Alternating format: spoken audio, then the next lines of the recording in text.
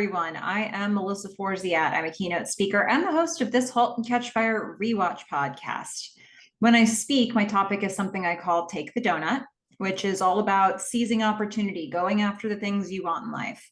And the thing I wanted to do this year was rewatch Halt and Catch Fire and talk about it with other humans, which is you. So I'm looking forward to hearing what you have to say about this episode, but I'm going to start by sharing my thoughts. And what are we talking about? We're talking about season 2, episode 5. This one was titled Extract and Defend. Quick note about the title. So what game was this inspired by in real life? So there's been some debate about that. Maybe it's a play on the game title Rush and Attack. Might also have been inspired by Quake. If you know a lot about games, I'd love your thoughts here. That's just a little bit that I was able to pick up online on these Halt and Catch Fire streets. But so Extract and Defend is this episode title. It originally aired June 28th, 2015. It was directed by Michael Morris and written by Zach Whedon. Here's a description. Cameron discovers that Mutiny has been leasing their network from dun dun dun Joe, leading to an awkward reunion between the two at a business meeting with Jacob. Meanwhile, Gordon learns some shocking news about his health. Okay, let's get into the scene by scene breakdown. There's a lot of stuff that happens in this episode, and I'm going to be working, as always, I'm going to be working through some thoughts as I talk it out. So first of all, we're going to see Joe's face. Actually this shot, now that I'm thinking about it, we're over him on the bed. We see his face. We've seen that before. Remember, there was an episode that sort of opened and closed with this same thing, but this time Sarah's in bed with him. They just had sex. They're both breathing heavily and coming down from it. They cuddle, and she is feeling good about life. She says she thought of something she likes more about Dallas than Austin. She says, "You're in Dallas." Aw. And remember, the jury was out recently on how she felt about this move, but, this is a nice thing to say. He, however, what does he say? Nothing. He says nothing. We close on his face just being like, kind of, I don't know what he's thinking. I mean, look, they just had sex. Maybe that's what's on his brain right now. But there are times when she says a nice thing and maybe he should say something and he doesn't. Little red flags everywhere here. So now we're going to see that she's gotten up. She walks around the house. She goes into the kitchen. She sees an envelope and a stack of mail. She opens it. She gets a little angry, gets a little hot. She's going to pick up the phone with the cord. Actually, when I grew up, we had rotary phones fixed into the wall. Nothing you could do about that. Couldn't bring the phone with you anywhere. You could only go as far away as the cord from the phone to the receiver let you go. But she's going to pick up the entire phone. She's going to take it with her into the bathroom. And she's going to have a relatively quiet conversation with the door closed as we're hearing the sound of coffee brewing. So she's trying to be especially quiet about all this.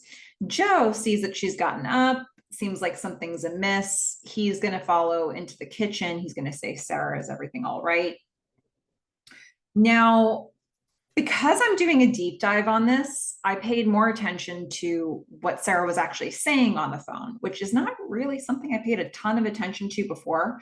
But Sarah, we can hear her conversation. She first gets Caroline, who I guess is her dad's significant other, who we know she doesn't like very much. Sarah tells Caroline to put her dad on the phone. He gets on the phone really quick. She says, "Got your little present in the mail, from your lawyers. Even if I wanted to, this is how you do it. You don't even ask me about it." Okay, she's going to say more, but I think it's interesting that she started here. Even if I wanted to, this is how you do it. You don't even ask me.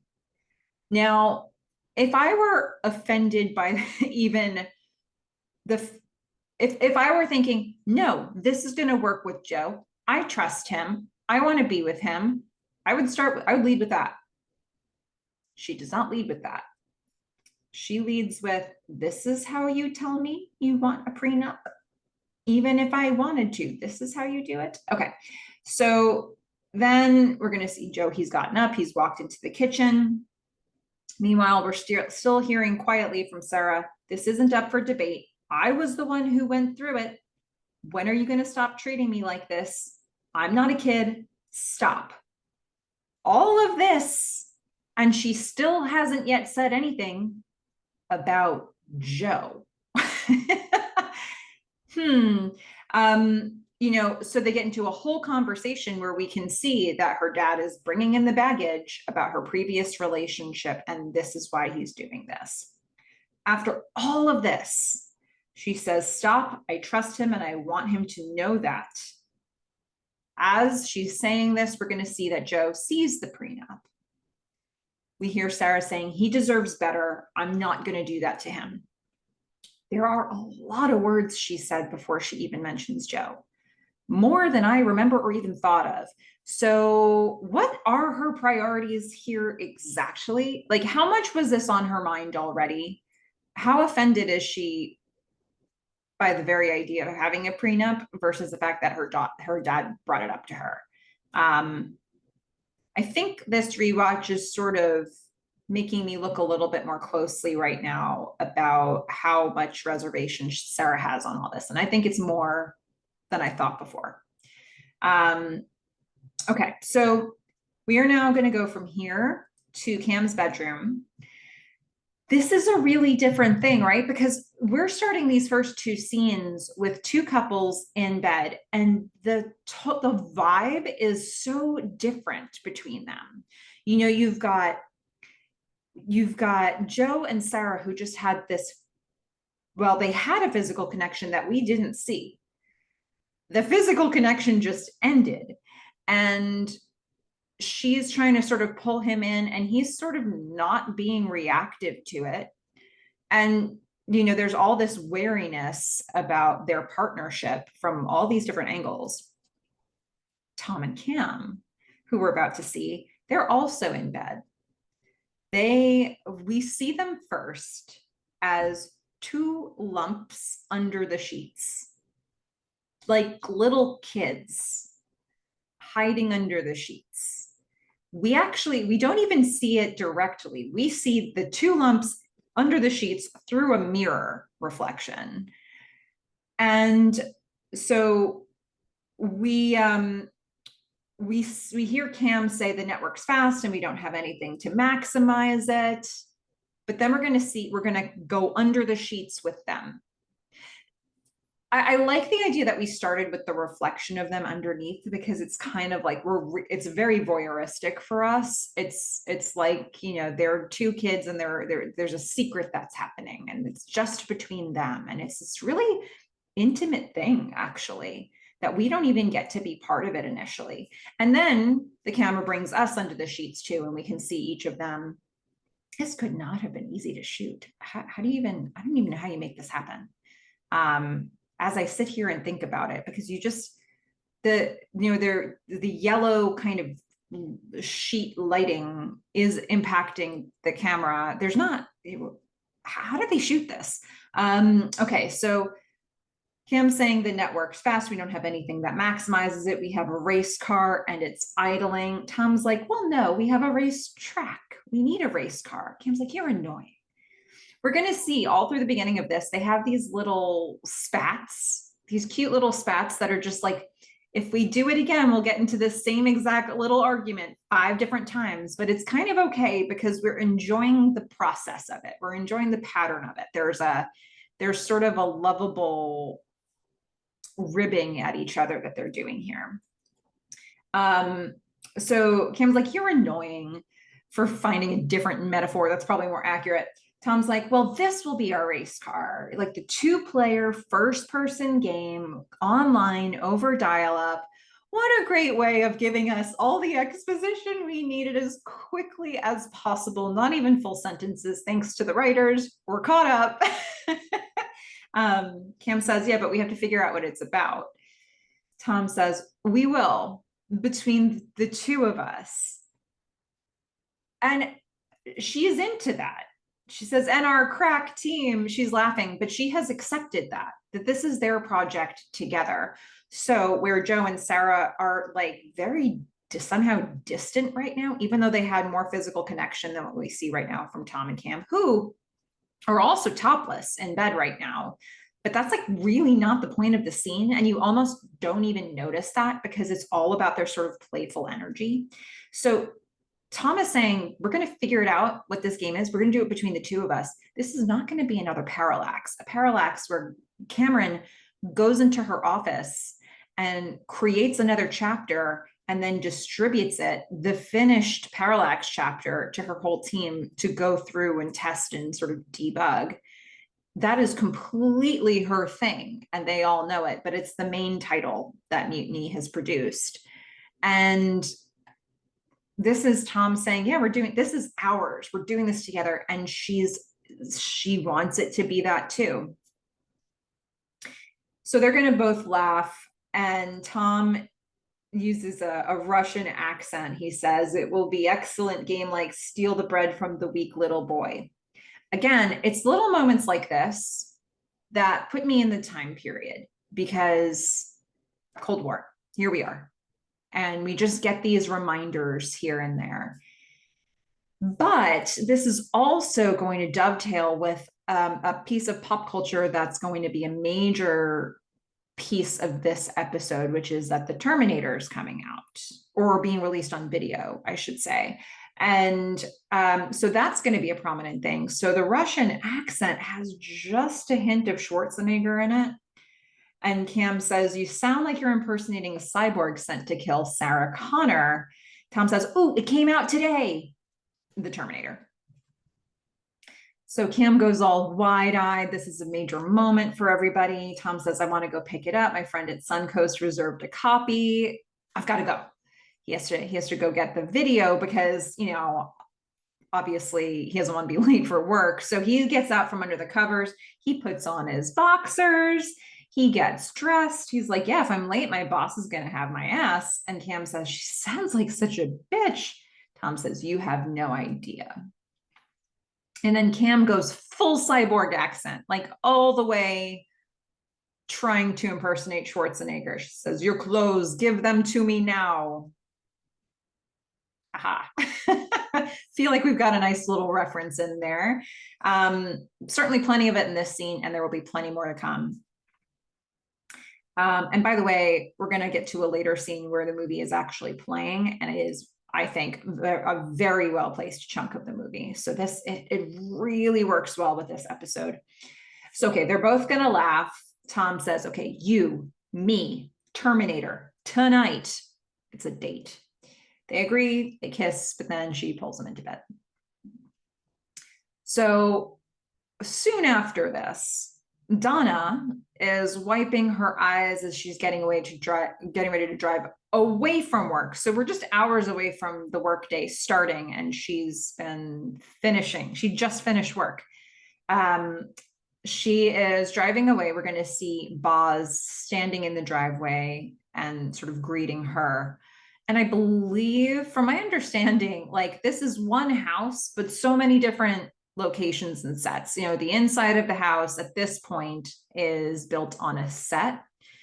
The porch is another location. The side of the house, the driveway of the house is a different location.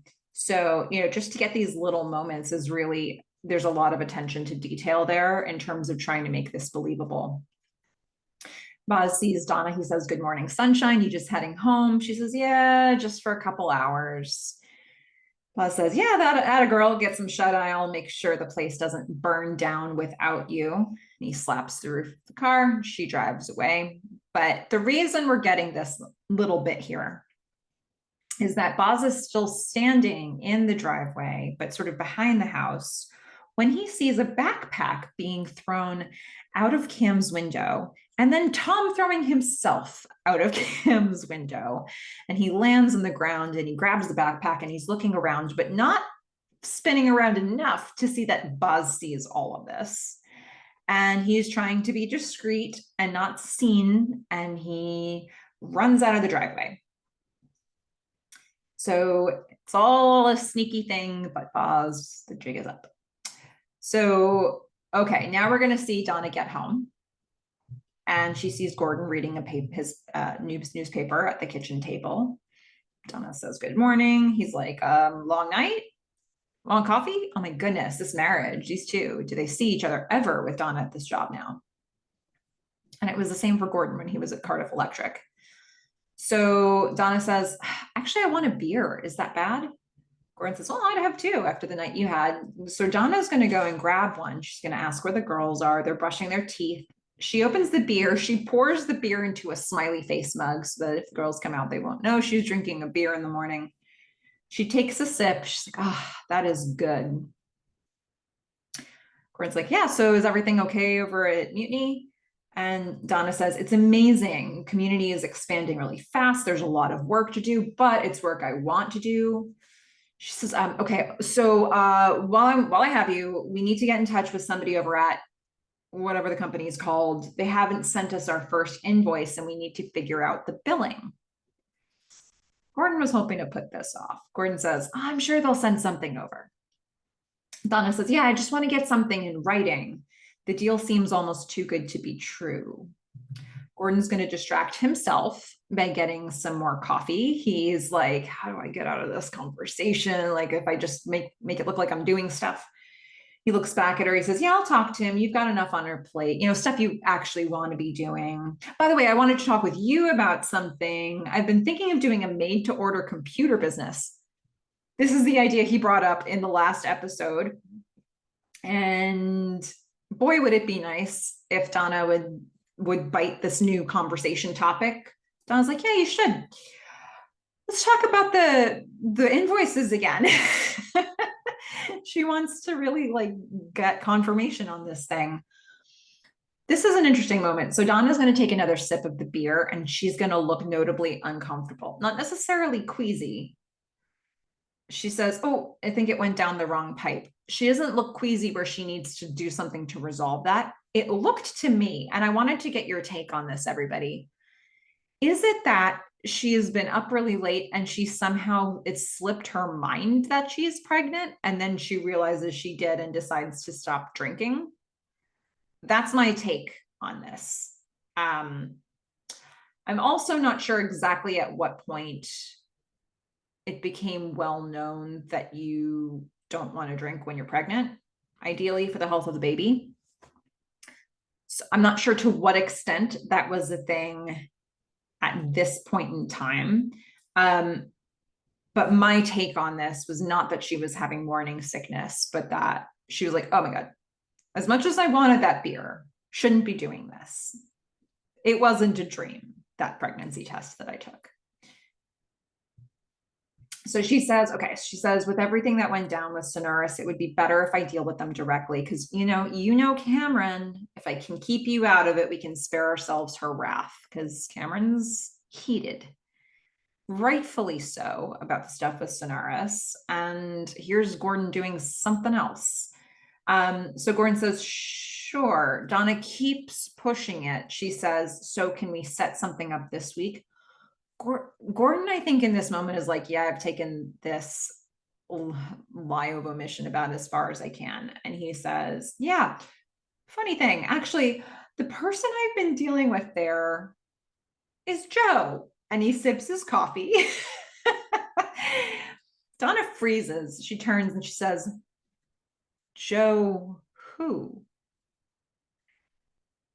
Gordon smiles guiltily. Donna just stares at him disapprovingly. It's like, oh, okay, gotcha, caught. This was too good to be true. Oh, and for Donna, would Donna do business with Joe if it was just her? Maybe, but it's not. It's Kim, and she's the one who's going to have to deliver this news. It's all hitting her in this moment. Okay, so we're going to go back to the Mutiny house here. So we're going to start, we're showing the house. We're showing one of the main workrooms. in the foreground, we've got a close-up of a T-Rex figure on top of a book. I believe it's a book called Start Programming with Gore-Tex and the Microchips. It's a Commodore specific book. I believe there was a game that was in line with this, but this book, I actually was able to flip through some of it online. And it looks like it's a book that teaches code to people who are like trying to get into, it's themed around a game. So we see this, we can see kind of, it's very blurry into the living room area. We can hear guys laughing in the kitchen. We hear incoming and a bunch of beer bottles knocking over. We can also, then we start to focus the camera more. We can see in the living room that Arky is playing guitar, and there are a couple people that we can't see. We just see their legs and they're sitting down on chairs.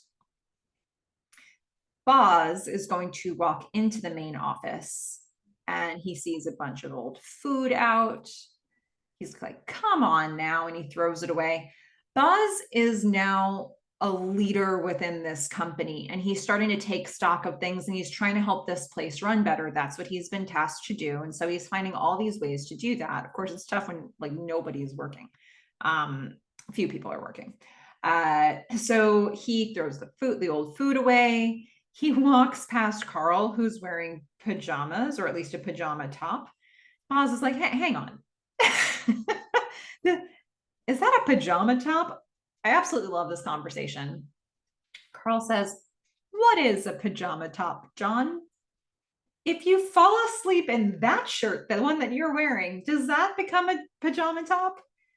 And could it ever not be a pajama top once it is a pajama top? Boz is like, okay, when you bought it, did it come with bottoms? Carl says, what constitutes bottoms?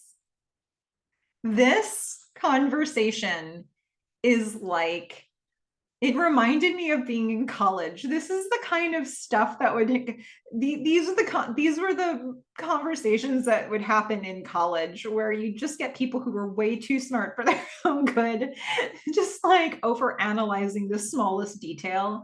And it brought, I haven't had this particular conversation, but I feel like I have, because it brought back so much nostalgia for me.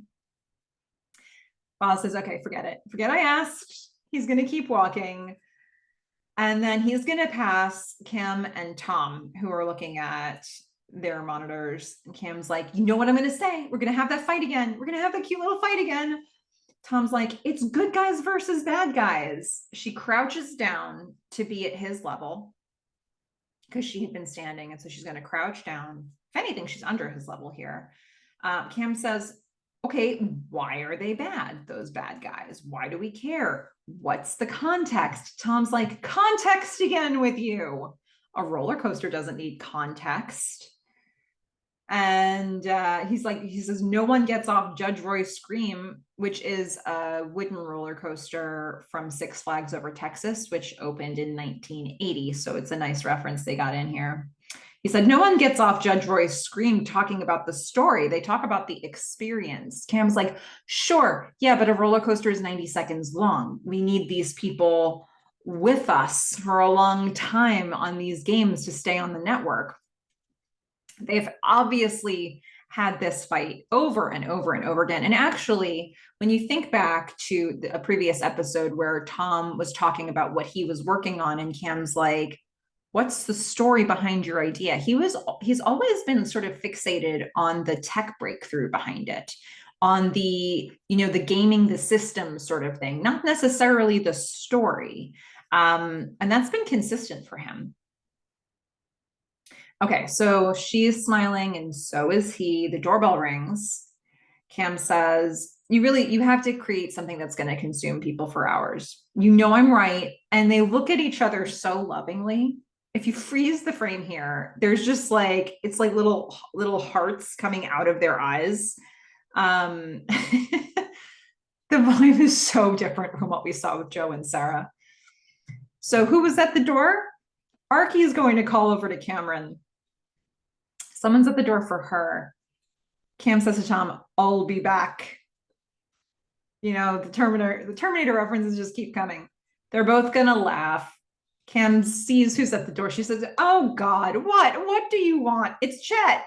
Chet, the guy who was on the phone in a previous episode, who had questions about the hologram and wanted his money back. And Cam is fielding his questions now in person. He's just showing up at the Mutiny House. And he's clearly, one of the things I love about what they do in this scene, we know that this is not the first time that Chet has been over at the house for a lot of reasons. One of which is that Archie is still standing by the door, getting ready to let Chet out. He stays at the door the entire time for this whole conversation that Cam and Chet have in front of the door, because Archie knows how this ends. It's just a little stuff like this. It just makes it feel really lived in. Mutiny feels like a place where everybody knows what's happening. There's like a consistency and a pattern that's developed, and there's a familiarity that they have with everybody. So Chet is so cute. He's got his backpack on and his glasses, and he's all smiling and dimples, but he's got a bone to pick with Cameron. And Chet says, "As you know, I am a long-standing mutiny member, mutiny user. So I trust you'll give my input the weight it is due," knowing that Chet has had probably dozens of conversations with Cam like this. He really doesn't need the ceremony. She knows who Chet is, but she's still entertaining this, right? So Cam says, "Get on with it." Chet says, "Yesterday evening I was playing Parallax, Chapter 8, Challenge 4, On the Path. I solved the riddle, and yet I wasn't able to continue on. Either this is a glitch or an illogical piece of in-game storytelling. Whatever the case, I would like a refund for that hour of usage." Cam says, "You're not getting shit, buddy."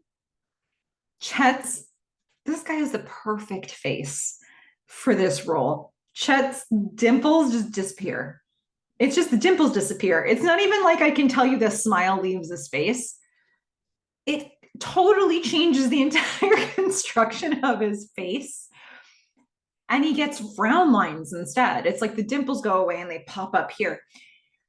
So Cam says, "We don't give refunds for people who are too thick to figure out the game. Even if we did, you haven't paid your bill in 2 months, so you're operating on borrowed time."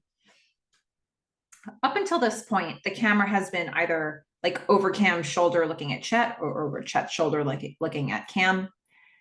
And at this moment, she said all of these things, the things she's probably said every time he comes over. But now the camera puts the two of them in the same shot in profile, so we can see them together. And again, for me, that changes how this feels now, because it feels like this is just part of her world. They're together in this world. So Cam says, "Now, if I were you, I'd head back to Chapter 8 and maybe consider my dwindling water reserves and see where in the game I could have replenished my supply." Chet, who's got such an expressive face, from the profile, he goes, "Oh." And Cam says, "Bye." She gives him a look like, "That's the last amount of my time you're getting today, Chet." And he nods and he leaves. And Archie, who we can't see anymore in this frame, but he's still at the door, and he opens it for Chet to let him out. I just love it. I mean, it's just these little things. If Cam didn't want Chet coming over, she'd make that really clear. But instead, she's giving him this horrific customer service experience, which I suppose is its own thing, right? Like, part of your experience is to come, part of his experience is to come over and to get yelled at by Cam, the owner of Mutiny. He's just, I mean, what a privilege. He probably tells stories about this to all the other guys. So, okay. So after all of that, we're gonna hear the phone ring. Cam walks through the house. We see the wall blocks are continuing to walk through the house. We're gonna see Lev see Cam, and he's like, Chet. She's like, yeah, Chet again. Cam keeps walking. She's gonna pass Tom, who's looking at something on the mantle. Somebody please go back to this moment. Look at what this is on the screen. What is he looking at? It looks like some sort of a prefabbed game with a lot of yellow tubes and funnels and stuff. And it's kind of all over the wall, and they've created this sort of almost sculpture like thing out of what I assume was a game. It doesn't seem like it's a mousetrap. It's more elaborate. The tubes are really big.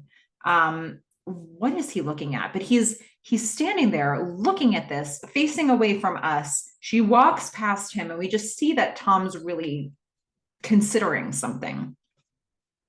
So Cam is going to keep walking into the kitchen. And what else is happening in this community? Well, Boz is continuing to find ways to make the business more efficient.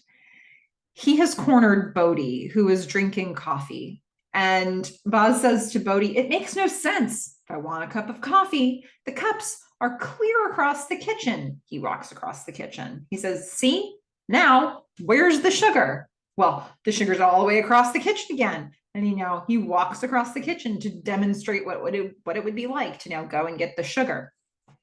And he says, come on, man, I'm bouncing around like a damn pinball. Bodhi's just sipping his coffee and just watching as Boz works all this out for himself. He really does not want to be in this conversation, but I don't know if he sees a way out of it.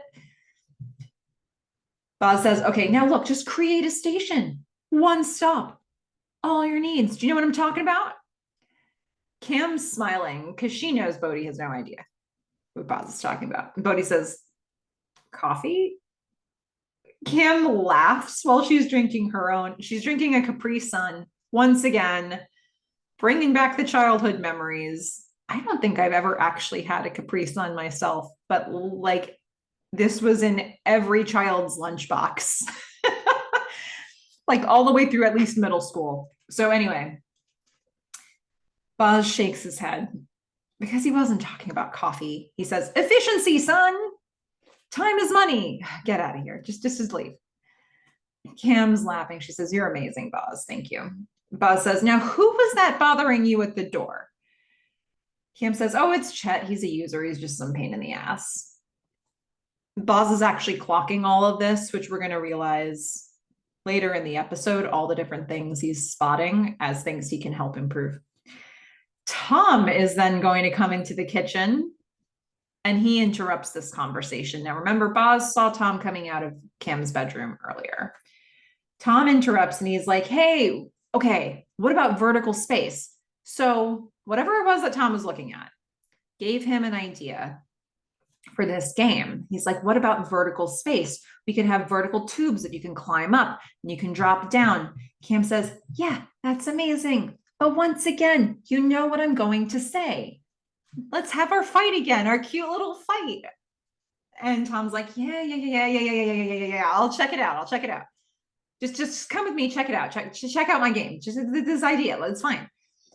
So they leave together as Boz watches, and Boz just sighs. And you know what? It wasn't even just the fact that Boz saw Tom coming out of Cam's room earlier. Boz was looking at Tom this way in the prior episode when Tom was showing Cam the pictures that had been taken. And Boz looks at him and he's like, we've howdied, but we ain't shook. And he can see what's going on there. So now he's had the confirmation he needs, and he just watches them interacting in this way. And to be honest, they're being so dang cute. I don't know, like, I don't know that you warn Cam against Tom because Tom's being fine. Like, Boz doesn't seem to feel like he needs to be particularly protective of her here.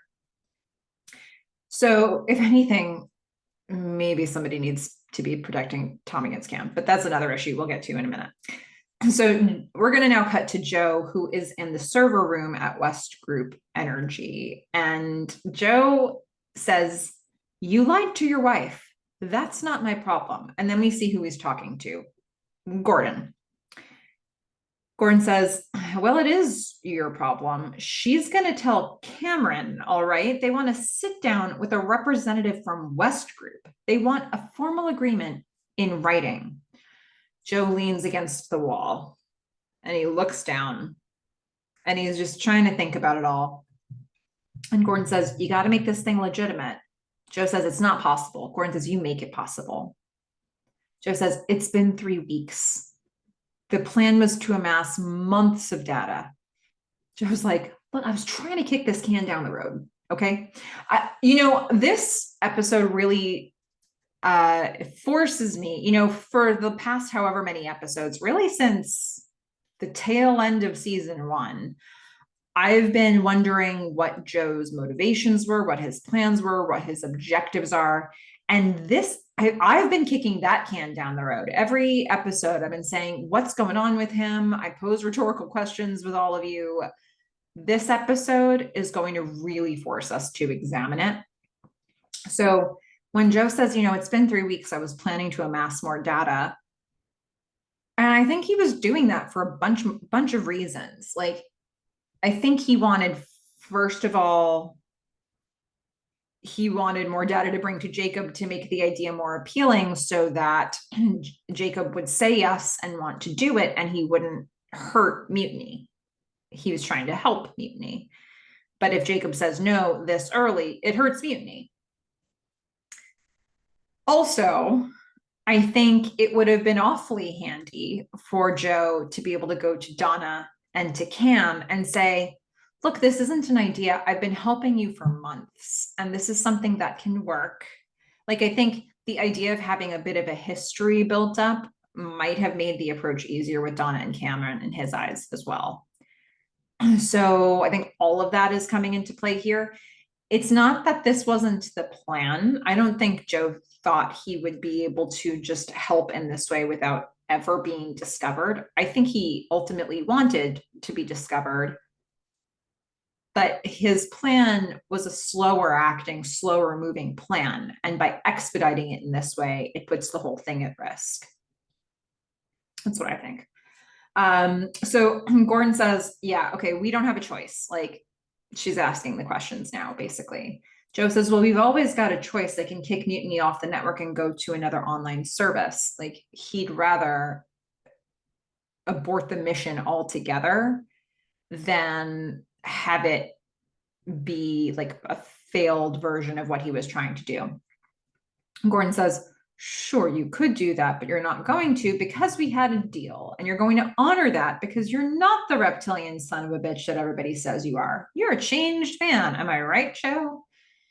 Joe says, "Look, this isn't what I wanted. If I tell Wheeler too early and he doesn't go for it, the network is done. Mutiny is done. It hurts all of us." Gordon says, "Snap out of it. This isn't the conversation has changed already. Like, what you wanted cannot happen." He says, "You're Joe McMillan. You could talk him into jumping off a bridge. Just decide to do it and do it. Promise me you're going to." Joe says, "Got it." Gordon's going to leave, and Joe just sighs. This, if it was ever possible that this would end well, it's probably not going to end well like this. Okay. And remember, this was the way into something, right? So, okay. Donna is going to bring Cam into Cam's bedroom. Donna is very serious. She heard the news from Gordon about who was at West Group that Gordon's been dealing with. And the absolute first thing that she did was get in the car, drive back to Mutiny, and deliver the news to Cam, which was absolutely the right thing for Donna to do here. And I'm sure this is not a conversation she wants to have, but she's being the adult in the situation, and she's, having the conversation that needs to be had. So Cam says, "What's going on?" Donna says, "Well, I want to emphasize that I had no idea about this. And as soon as I found out, I came straight here. Cam says, what? Donna says, Joe McMillan is the person running the network. He is Gordon's contact at the company. I mean, she just rips the band-aid right off. And it's not in an insensitive way. You can see that she's uncomfortable with this. She doesn't want to have to deliver this news. She's trying to stay on Cameron's good side here. But she also didn't beat around the bush. She just got right to it. Cam says, I'm sorry. She blinks a bunch of times, like, please unring that bell. Donna says, Gordon helped him to set up the time sharing, and he insisted that Mutiny get a good deal. He didn't tell me about it. Cam says, stop. Donna looks worried, like, oh, here it comes. She says, you let Joe McMillan in the door? Donna says, I didn't do anything. Cam says, no, Gordon did. Again. Donna breathes and Cam says, I'm sorry, Donna, but he doesn't work here. This isn't his to mess with. Donna says, I know. He was trying to make up for crashing the network. Cam says, what a way to apologize, by doing the absolute last thing I'd want you to do. Like, this is the worst. Donna says, he felt terrible. He wanted to fix it. I know this isn't a consolation, but I sat across from Joe. He seems different. Maybe he's changed. Let's finish up the scene and then I'll talk about it a little bit. Kim's eyes go wide. She goes ultra professional, which she'll do a couple times here. She's gotten this note. She's absorbed this note. And she says, thank you for your honesty. Donna nods. Kim says, if you don't mind, I'd like a few moments to myself. Donna says, okay.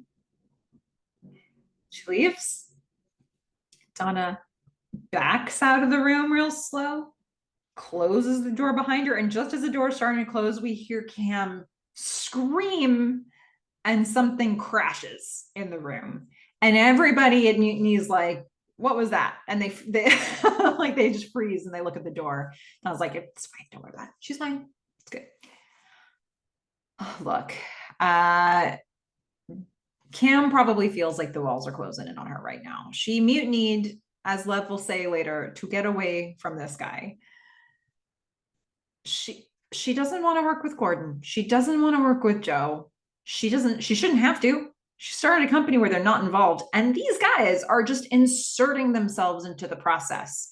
And they didn't even have, I know I ranted about this last time, they didn't even have the decency to just float the idea by her. It was just as much of an olive branch for Joe or Gordon to go to Cam and say, look, I know things are tense. We have an idea of something that could help you.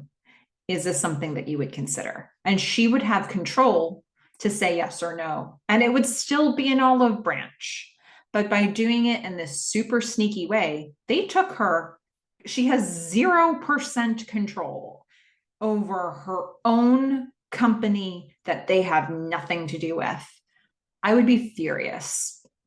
This, for those who are listening, for me, this would be the no-fly zone. This would end my relationship with you if you did something like this to me. I have ended relationships where somebody did a thing like this to me before, because I think inherently this is a lack of transparency. It is effectively a betrayal. Joe's weaseling his way in. He knows what he's doing. Gordon offered this. He knows what he's doing. Donna had no control over this. She's just the bearer of bad news. But anything that Donna says at this point to encourage it is probably going to feel like a slap in the face to Cam. So this is going to be a really tough thing to bring Cam back around from. You know, like, just because it makes financial sense doesn't mean it makes sense for the company. But maybe it does. And she's not going to have a clear enough head to be able to make that decision, because she was trying to get out of business with the two specific people who did all of this behind her back. I'm just so fired up on behalf of Cam. I don't know that I'd be able to turn it around this quick as she does in this episode. So, okay. we are now going to go to Gordon, who is at the doctor. And remember in the last episode when Gordon was talking to Donna about being sick, but he was looking in the mirror and saying, maybe you should go to a doctor, just, make sure it's not something serious, but he's looking at himself. Well, he's at the doctor now. The worry has continued. He's set an appointment. The doctor gives us a whole bunch of exposition here. He says, based on the examination last time, the symmetrical weakness in your hands, the memory and the concentration tests. We see a close-up of Gordon's legs bouncing and his hands sort of clasped over his legs.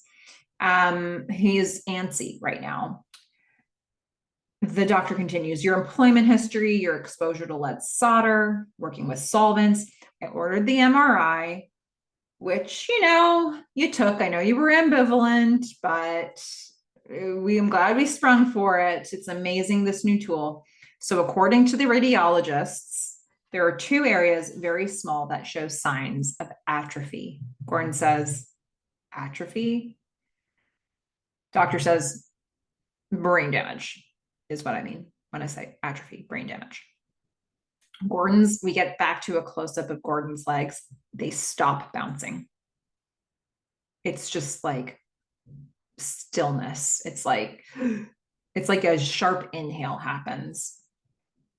The doctor says it's chronic toxic encephalopathy.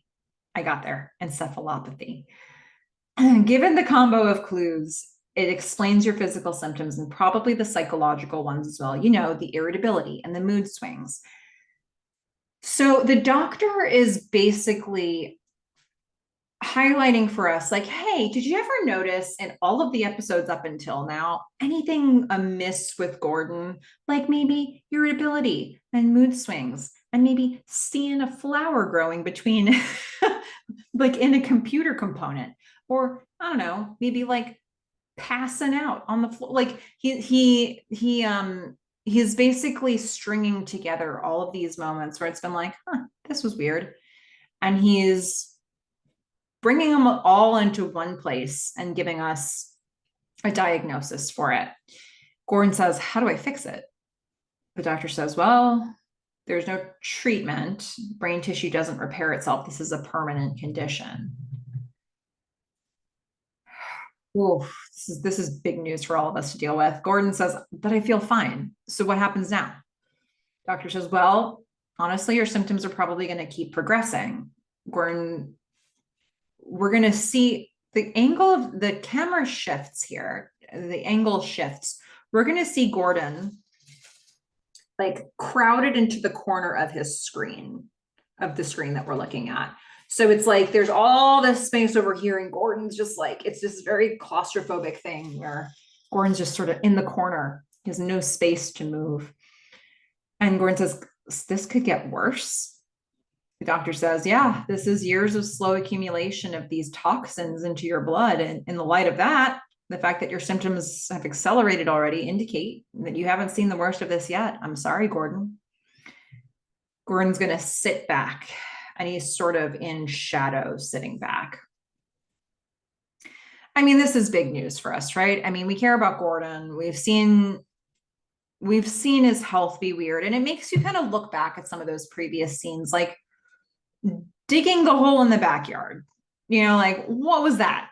These weird moments. Which of these moments were him doing things because they were a symptom versus which of these things were him being Gordon? It's hard to parse out right now. Okay, we're going to go back to the mutiny house. We're going to see in the foreground, we're going to see a screen, one of the monitor screens showing a bunch of community rooms that are named. So on this list, I thought I'd share this with you. We've got ham radio, our happy place, conspiracy, parallaxing, phone freaking, veterans of foreign something. I don't know what the next word is. Rock and roll's not dead. Can't see what the rest of it is. I'm assuming that's death metal. ACII art, boys only, and new wave.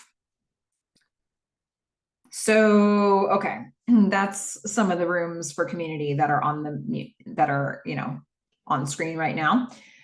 We are then going to see the focus shifts on the camera. So we had the monitor in the foreground and somebody behind it, Lev behind it, but now the focus shifts and Lev is clearly in focus and the screen is not anymore.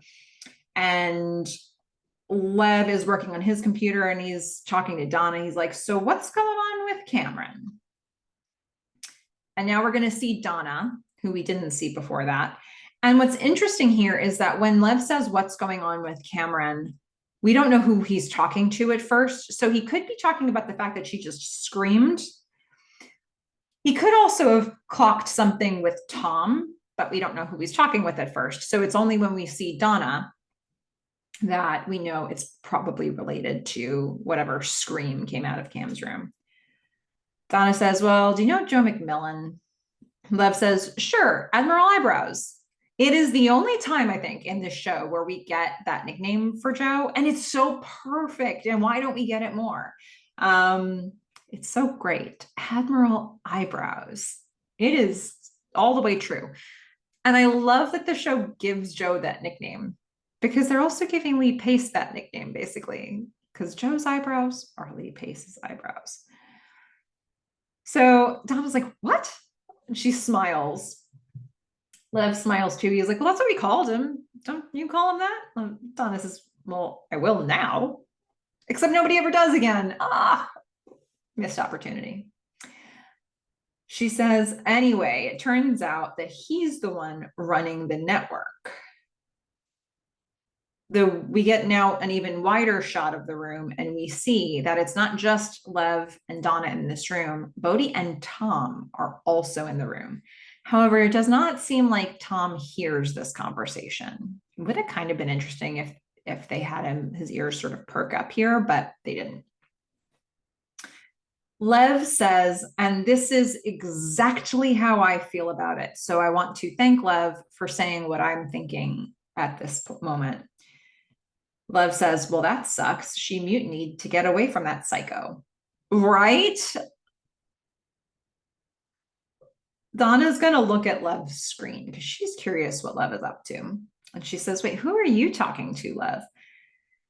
And he is currently having a private chat with somebody. And we can see a little bit of what they're saying. There's a bit of Black Sabbath. There's a bit of Ozzy Osbourne reference in there. Lev's like, nobody. He's trying to like make the monitor move away from Donna somehow. Donna looks at him, sees that he doesn't want her to discover this, and she starts to wheel her chair closer. Lev says, it's none of your business. It's just a friend. Donna keeps reading what's on screen, and she smiles, which is such a violation. Tom is going to come over now because he's been hearing at least this part of the conversation. He says, who are you talking to, Lev? Lev says, it's just a guy I met in one of the forums. We've been talking. He likes The Cure. Donna smiles and she's like, no, you've been flirting. Look at you, Lev, flirting. Lev says, so? Donna gets an idea now. After completely violating this guy's privacy, she's like, aha, this is good. This is really good. We're going to make a room where you can meet people online. Bodhi comes over with a lollipop in his mouth, hearing the conversation. Arky is going to come over now, still holding his guitar. He smiles. He's like, wait, meet like girls? Donna says, yes, we'll do a personal room where you meet, you go into a private room. It could be like a date. So she's totally like moved off track, off of Lev and onto this broader idea. Tom keeps it on Lev. He's like, yeah, she got the idea from Lev because he's talking to someone online. Tom puts his arm around Lev's shoulder like he's just so proud. Boz is going to come over now and all these other people start to crowd around. This has got to be humiliating for Lev. Not how he wanted any of this to come out. And frankly, maybe he didn't want it to come out at all. But basically the entire office is here to out Lev. So Boz comes over and he's like, I've been living in the past, taking a woman out to dinner like we used to do. That's what I would do. What he'll do later in the episode. He leans in. A bunch of the other guys have come over at this point. Carl's like, wait, you've got a date, Boz? Boz says, I'm not sure why that news is met with such shock and disbelief. But now Boz is looking really closely at Lev's chat. He's like, huh, looks like you're talking to a fellow there, Lev. And we know that because we see more of the chat, and we see one username is New Wave Lev, which is obviously Lev. The other is Geo King. King. So Boz has inferred that he's talking to a fella. Lev says, yeah. His eyes are wide. He's sort of stunned and uncomfortable. Donna's smiling because, okay, let's see how Boz reacts to this all. Boz is like, oh, yeah, okay, so you, no, so you're, of course, yeah, that's completely, yeah, hell, I've got a cousin. It's awkward. The phone rings. Boz is like, I'm gonna go get another coffee. It's just so awkward. It is like, it's a, now, I think if you look at this with a 2024 lens, I mean, is this a funny joke? Not really. Not now. Not ever necessarily. But this is also putting us in a specific time and place. This is putting us in the mid 80s. Being gay was just came with a totally different level of baggage, I have to imagine, at that time. And they're in Texas, and Boz is a good old boy. And not for nothing, but look, we've been around the horn a little bit here with who ordered the beat down on Joe. And, all of that happened as a result of Lulu backing out of a deal because Joe did something with her boy toy, had sex with her boy toy, and she knew it. I don't know what Boz did, but like, it does leave you with this impression of what, if you're one of the people, and I know there are a lot of people who think that it was Boz who ordered that hit, and now you start to layer all of this other stuff onto it. I think it's important to get a scene like this. I think it's also important to get a scene like Boz slugging that one guy who was making homophobic jokes with Joe, or comments with Joe. And Boz's reaction was to protect Joe and to smash his face.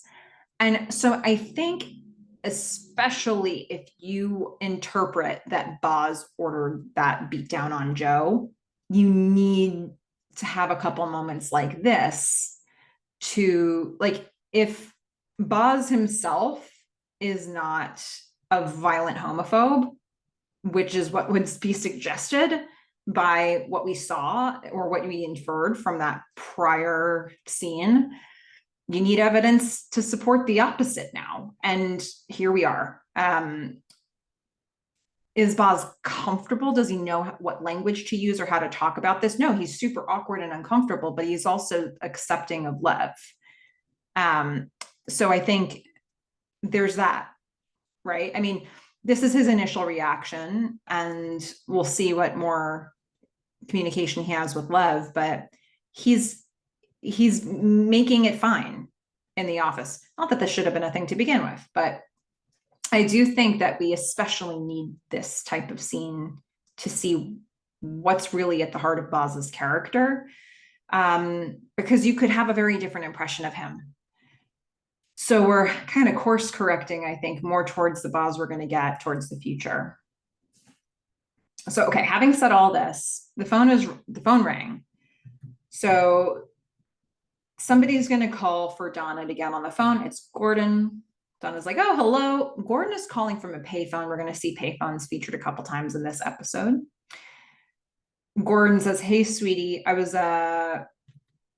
Donna is only half in this conversation. She starts having a conversation with Lev, who's talking with her about this idea with the private rooms. So Lev's like, what are we going to call the private rooms? Donna says to Lev, I don't know, a table for two. Lev's like, barf, that's not it. She says, okay, fine, you figure it out. She goes back to the phone. She's like, sorry, what were you saying? It's loud where you are. What's happening? We're going to see that Gordon's, not only is he using a payphone, but it's one that's right outside the office building where his doctor's office was. Gordon says, no, I've got the TV on. Why don't we go out tonight? Just the two of us without the kids. It's been a while since we spent time together, just you and me. Gordon, wants some amount of support here. Maybe he's ready to break the news, but he's not finding an opening for it, because we're going to see that Donna, we see like, once again, the community forums screen is in the foreground again. And then we're going to see Donna. It's like, there's still a priority here for her that is not Gordon. She says, sorry, I lost you for a second. Yeah, that sounds great, but we really hit on something here. I think I'm going to be working late again. Gordon's like, yeah, of course. He looks disappointed. She says, maybe this weekend sometime. Gordon's like, sure. She's okay. Got to jump off. See you at home. Love you. Bye. Gordon says, love you to a dial tone because Donna got off the phone that fast. And remember, Donna is pregnant right now, and she hasn't shared that with Gordon. The probably last thing that Donna wants to do is have time alone with Gordon, because do you say it? Do you not say it? So they actually both right now have big health news to reveal. And neither of them have been able to share it with the other yet. And Donna seems to be putting it off pretty aggressively. Okay, so we're going to get another look from inside Mutiny. We've got a bunch of guys who are leaving the office. They're going through the hallway, just filing out, going out the door. Lev approaches Tom. He's like, hey, Tom, you coming too? Tom's like, yeah, he's rubbing his face. He's obviously noted a major shift in energy from Cam. She probably has been holed up in her room all of this time. So he's like, do you know what's going on with her, with Cameron? Lev does not know that these two are together right now. So he's like, yeah, it's stuff with her ex. It's a long story. This hits Tom kind of hard. Not hard enough in such a way that Lev would notice it, but it hits Tom. So Lev's like, all right, come on, let's go. And then we're going to see more people filing out. We're going to see Bodhi and Arky leaving. Arky's going to jump on Bodhi's back, and he's like, come on. Bodhi says, come on, Sabachka. And Arky's like, you dog. Sabachka is dog in Russian. So I like the way that they've sort of integrated all these different elements of Russian attitude towards things that are Russian, including Arky here. Okay. Tom, who has the copy of the Terminator from the movie store, just puts it down. And he's gonna go on his merry way and join the guys tonight. So Cam is in her room stapling a tapestry over the doorway. Boz is gonna come in, or her office, I guess. Boz is going to come in and says, he knows that things are a problem. Cam, he doesn't know specifically what. Cam, again, has probably not left her room. She's just been making herself busy, and there's been a weird energy, and she screamed inside her room. Everybody's heard at this point, I'm sure. Boz is going to come in, and he says, so, hey, Cam, what's shaking? She gets down from the ladder that she is standing on. She goes to sit on her desk chair, but it breaks, and she's annoyed with it. She flips it over, and she starts banging on a wheel, and it pops off. Boz is like, Cam, come on, let's talk. Let's just have a little chat. He just maybe he can calm her down. I don't know. We'll see. First, we're going to see Joe with Jacob Wheeler. So Joe, who now has to have a conversation with Jacob far earlier than he expected to or wanted to. He has to make a pitch without the ideal scenario that he would have had for this pitch. Joe says, all right, well, I've calculated the cost of every barrel of oil you pull out of the ground. It takes a lot of money to make that first dollar. Jacob's pouring a drink. Joe says, you're using your existing mainframe for time sharing. If we do that, there's no cost to you. There's an ocean of money out there. You've already drilled the wells. People talk about the computer revolution as if it were a thing of the past, but I grew up running around IBM. This business is in my blood. The revolution hasn't even started yet. What are we getting to here, Joe? It's all just painting a picture. Jacob starts to come over. He says, I think it sounds promising. Joe's like, great. I thought you would because, hey, that's why I did it already three weeks ago. Jacob stops and looks at him. This isn't a request or a question. This is a, hey, I'm informing you that I've already done the thing that I'm trying to pitch. Joe says, I retrofitted the mainframe. I sold the time to an exciting company called Mutiny, and in 3 weeks, they've shown steady growth and will continue to expand. This could be the moment when West Group stops digging in the past and starts building the future. That's his hook line at the end, like, gotcha. Jacob's back is to him. So at some point in this last bit of his speech, Jacob went from sort of looking at him to not looking at him anymore. Joe says, all you have to do is nothing. Passive income, yay. Jacob says, 3 weeks of data isn't much. Ooh, yeah, that was one of the things Joe was concerned about here. Yeah, Joe says, well, the trend will continue. Jacob says, maybe. Have a seat, Joe. Uh-oh. This is where we begin a pattern of Joe sitting in chairs that are far too small for him. It's so funny. I think it's got to be done on purpose, right? Like he's just like he's so hunched into these chairs and his knees stick up and he's so tall, and I think the chairs are purposely very small. Because Jacob's chair is a taller chair. So it's especially awkward when Joe sits in his and he's lower than Jacob. Anyway, so Jacob says, you did all this behind my back. That was a gamble. West Group is a huge operation, but one resource that's sorely lacking is hunger. Everybody here is fat and happy, but you strike me as the kind of guy that's not ever satisfied. Joe smiles. You aren't happy, and I can turn that into money. I assume this takes you out of data entry. Joe says, it would. I'd be the network administrator managing sales at the time, hardware and upkeep. Jacob says, well, I assume a nice raise comes along with the new title. Joe says, no raise. Let me show you that it works first. Jacob's going to nod approvingly. He says, Sarah knew about all this, huh? Joe smiles because Sarah did not know about all this. Jacob says, well, she's got some poker face. Joe keeps smiling. He's like, yeah. But Sarah didn't know about any of this. Before I get to this next piece here, let's remember all of the baggage that comes with this conversation. Piece of baggage number one. Jacob wants Sarah to deliver a prenup to Joe. That idea came from Jacob. Jacob does not trust Joe. Joe knows it. But that's the personal life. This is their professional life. So let's say we didn't know about the prenup. Jacob just said, you're a man who seems like he's never satisfied.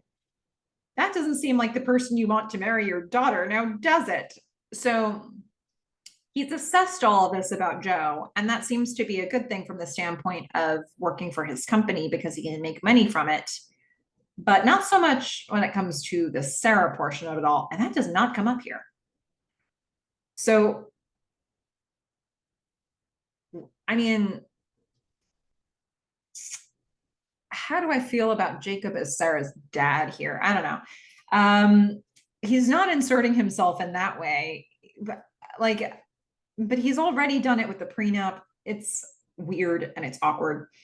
Okay, so Jacob puts a stipulation on all this that is incredibly uncomfortable for Joe. Jacob says, I want to have a meeting with someone from Mutiny. Joe starts to get like this little flicker of panic on his face. Jacob says, let's have a sit down tomorrow night. Joe's like, you don't have to worry. I can handle the client. He's rubbing his forehead like this is a nightmare. This is not the timeline I was on. Jacob says, I'm not worried. We'll just meet tomorrow night. I never go into business with someone without, I never go into business with anyone without looking them in the eye first. Joe is just supporting his face with his hand. Like, oh, there's absolutely no way for this to end well. And was there ever? Maybe not. But is there on this timeline? Definitely not. And we're going to now see how serious that is because Boz and Cam are in the kitchen. They're having the conversation that Boz wanted to have. Cam's like, I want to kill him, Joe. Boz says, I don't like him either. I'd like to see him punched in the balls as much as anybody, but he's a businessman and not a bad one. He put together the giant. He got me on board. I mean, That is real revisionist history from Boz, right? Boy, has he come a long way if that's how he's going to describe Joe to Cam of all people. He put together the giant, got me on board, which ultimately led to Boz going to jail. But that's, hey, here we are. Cam says that box was an abomination, and she's standing there with her arms crossed, like perfect body language for I'm not having this conversation. I'm not listening to this.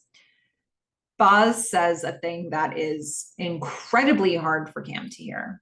Boz says, from a commercial standpoint, pulling your operating system was the right move. Ouch. Cam doesn't even react. She just pulls her head back.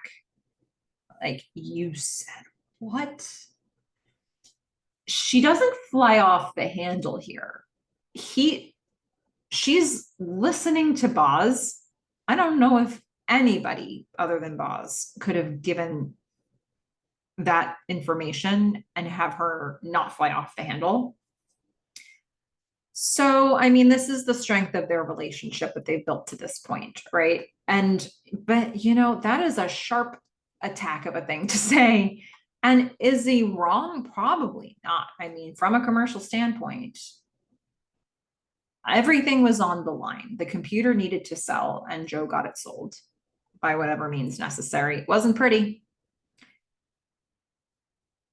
So Boz says, look, that machine meant a lot to me. It wasn't art, but it was sound business. And with Mutiny, you've got a lot of the former art, but not the latter business. Cam shuffles her feet a bit. He says, look, you got Joe right where you want him. He wants forgiveness. He wants to do right by you. Cam says, I feel this when she says it. I feel like we're part of some plan that he has. She shakes her head. Boz says, the only person I trust to get an accurate read on Joe McMillan, that's you. Look him in the eye. Cam says, and if I don't like what I see, Boz says, then you kill him. And they both laugh. That conversation ends about as well as it could possibly end. I mean, it is a very tricky needle to thread here. And here it is. Boz somehow did that. And Cam, I think, is very much right to have her reservations about all of this. Boz is there to be the businessman. And he's had some crow to eat because of Joe himself. So that's something to consider. All right. As Cam is absorbing all of this and sort of puts her head back, we're going to hear the song IOU start to play. Cam puts her head back, and then we're going to switch over to seeing Gordon at a nightclub. He's walking through the nightclub. He's going to see people dancing. He is walking around in a daze. He just got this terrible news about his health.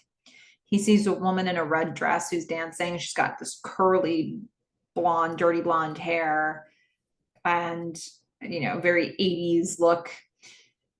And she, in his head, she sort of turns into Donna with straight hair, dancing in a red dress.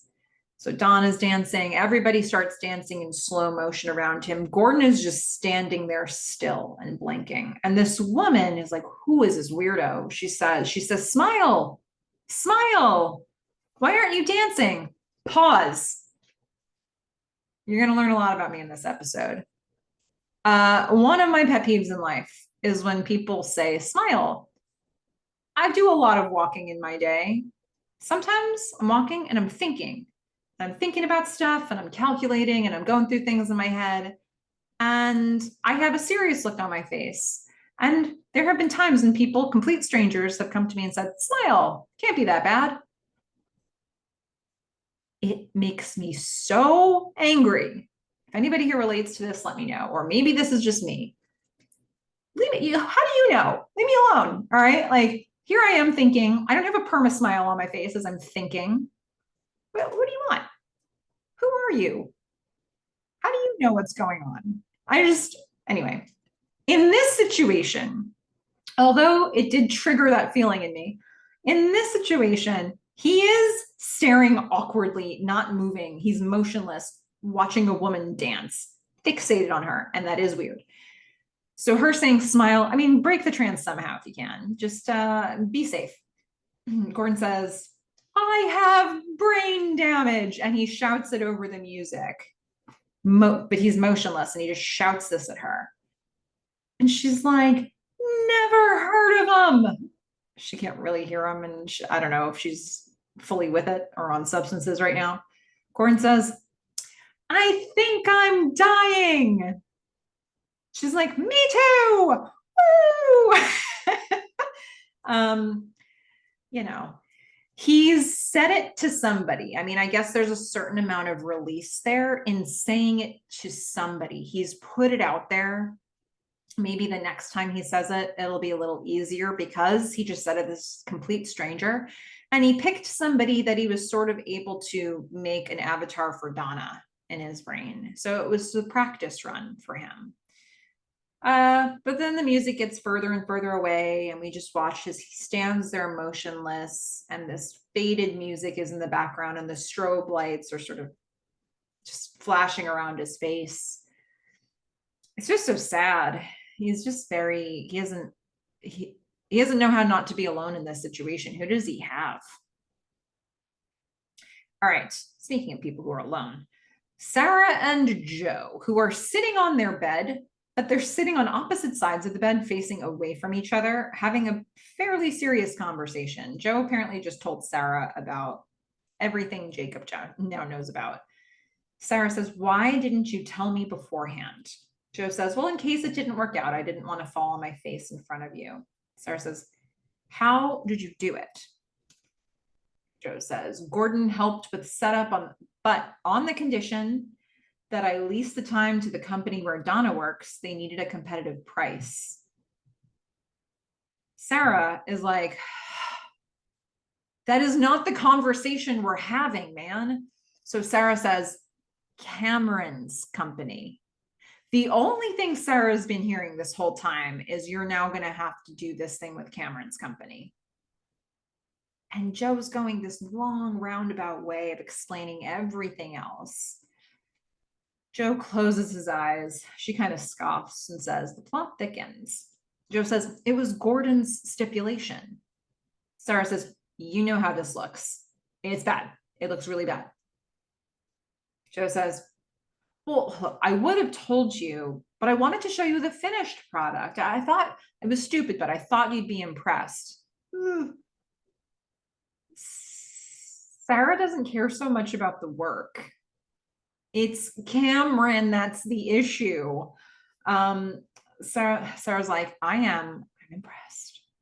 She comes over, she touches his arm. She's like, but we don't keep secrets. Now, do we? I don't care how small. I can't do it. She holds his hand. He kisses her hand. Red flag number 472, Sarah. Big one. Really big one.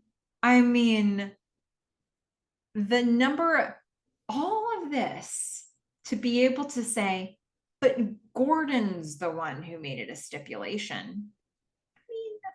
How unlikely was it? Like he absolutely set up a situation where that could be the outcome. Do I think he was surprised when Gordon said, no, you need to offer this to Mutiny?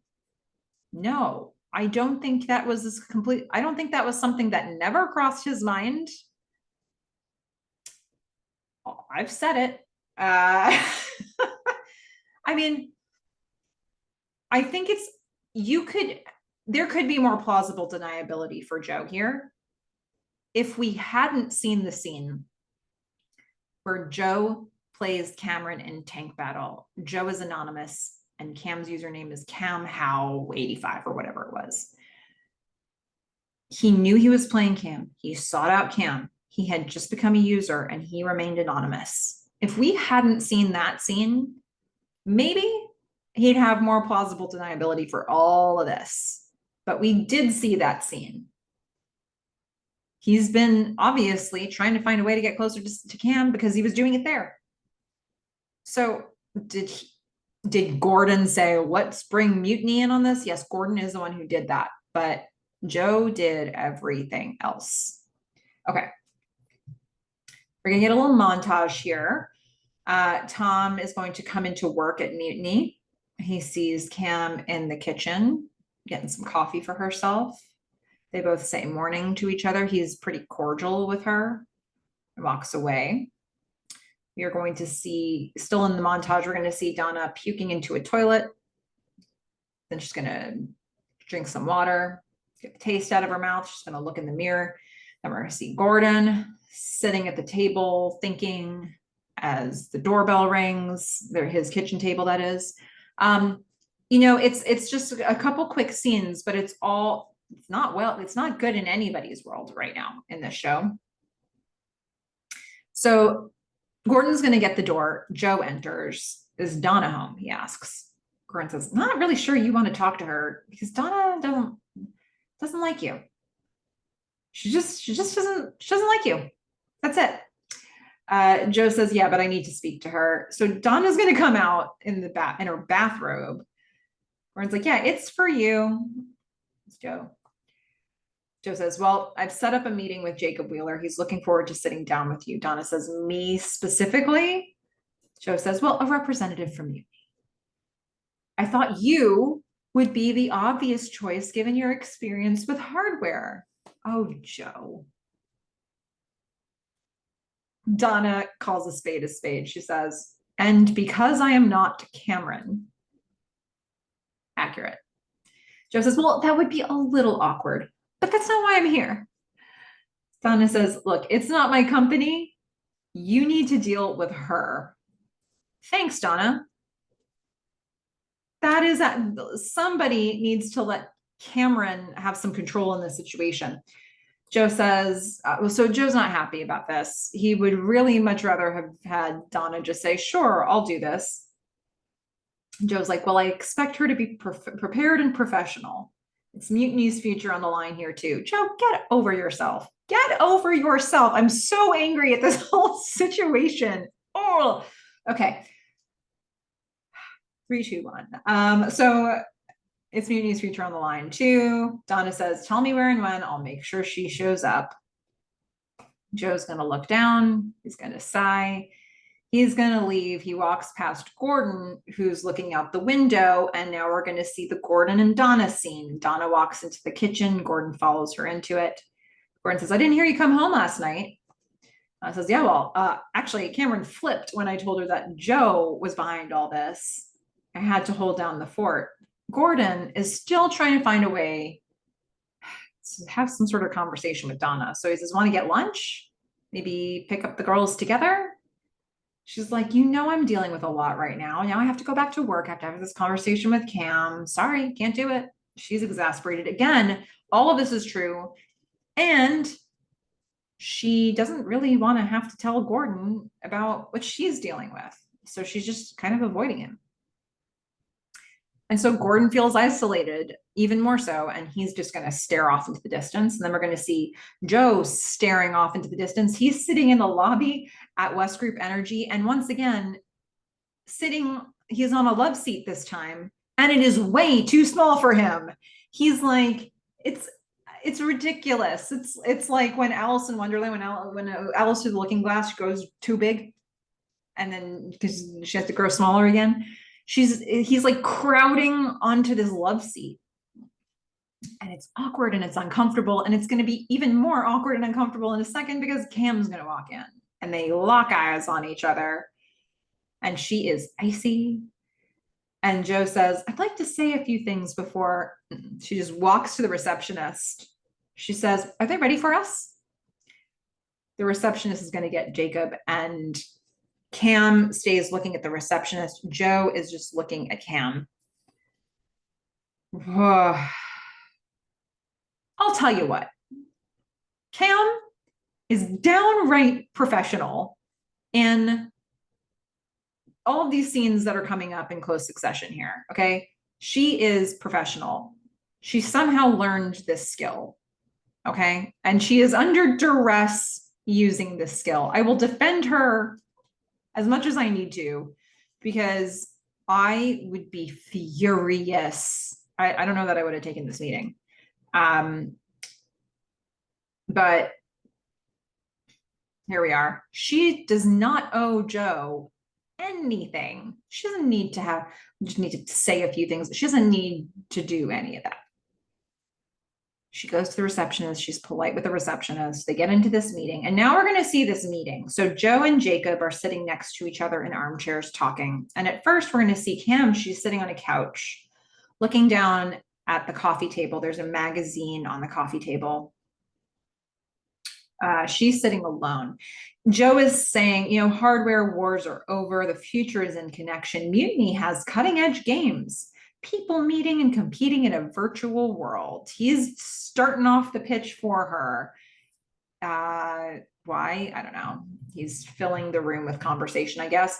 We see that Kim is looking at this magazine, and it's a Sports Illustrated magazine with Wayne Gretzky on the cover, and the headline says, "The great one gets greater."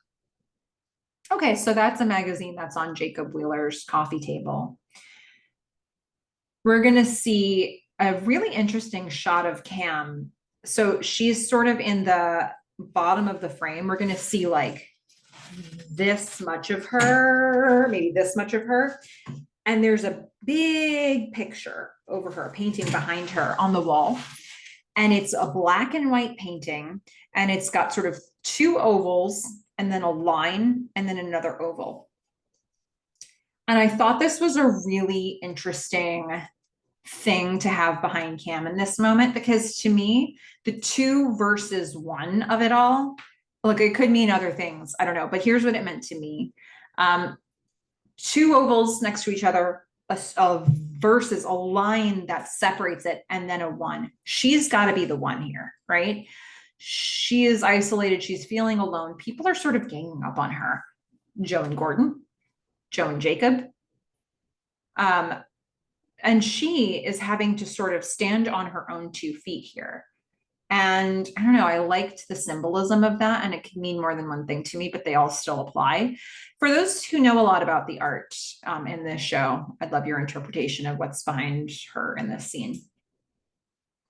So Jacob says, well, Playnet is doing the same thing as far as I can tell. Cam hears this and her brow furrows a bit. And she says, no, we create a fully interactive experience. They make a pretty good version of Hangman. Jacob gives exactly 1 chuckle. Huh. Such an interesting choice. Cam says, we're not doing the same thing as Playnet. We don't want to do the same thing as Playnet. We're doing something better with half the resources. Jacob says, how? Cam says, well, our code is better. It's more efficient. It's creative. Jacob now laughs. It's not just the 1 chuckle now. She's going to get more than 1 chuckle out of this guy. Joe smiles at Jacob. He's pleased that Jacob's pleased. Jacob says, so how does somebody get good at something like that? Cam looks down at this magazine that's right in front of her. She's found a good way to make a connection here. She says, well, how did Gretzky get good at hockey? Jacob says, practice. She says, and? Jacob says, a whole lot of God-given talent. Cam says, your words, not mine. And I think she's sort of hooked Jacob. Jacob likes Cam. She's going to stand up and she's going to say, come over here, I'll show you the demo. So Jacob says, I didn't make you for a hockey fan. She's like, I like the fights. She's going to put in the demo disc. She's going to give him an idea of what this interface looks like. Meanwhile, we're going to go to Gordon. He's picking the girls up from school. He's walking with them, holding their hands. How was school? The girls are like, good. He says, want to go have some fun with your dad? Joni says, what do you mean? Be specific. Let's get clear on what you mean by having fun with dad. Gordon says, well, you tell me. We can do anything you want. Joni says, let's go to grandma and grandpa's and play video games. Haley's like, yeah. Gordon's like, when I said anything, I mean anything. Like literally anything else that you want to do. Like go to the park or the zoo or the movies, you name it, blue sky. He's going to open the sliding door of the van. Just like, yeah, let's go to grandma and grandpa's. Gordon says, you guys were there yesterday. We could be creative. Anything you want to do, we'll do it.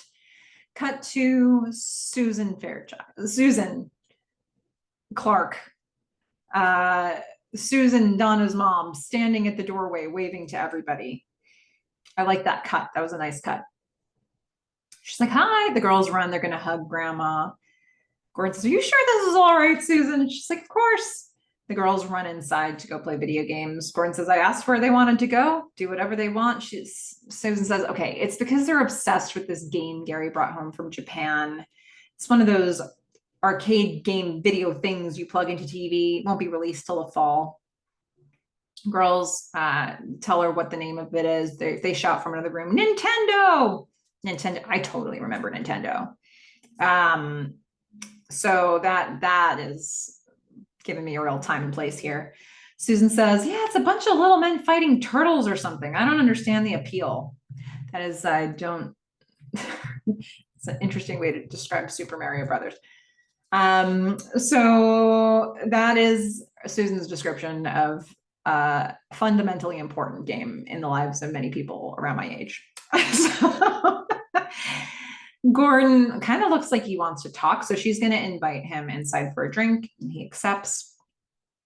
Now we're going to go back to the demo happening at West Group Energy. So Jacob stands up. He is impressed. Joe smiles. Cam pulls the disc out of the machine. Jacob's like, well, what about this guy over here, this Joe character? You two know each other from Cardiff Electric, right? Can you vouch for him? He's marrying my daughter. Oof. So Cam stops and she looks at Joe and he looks back warily. And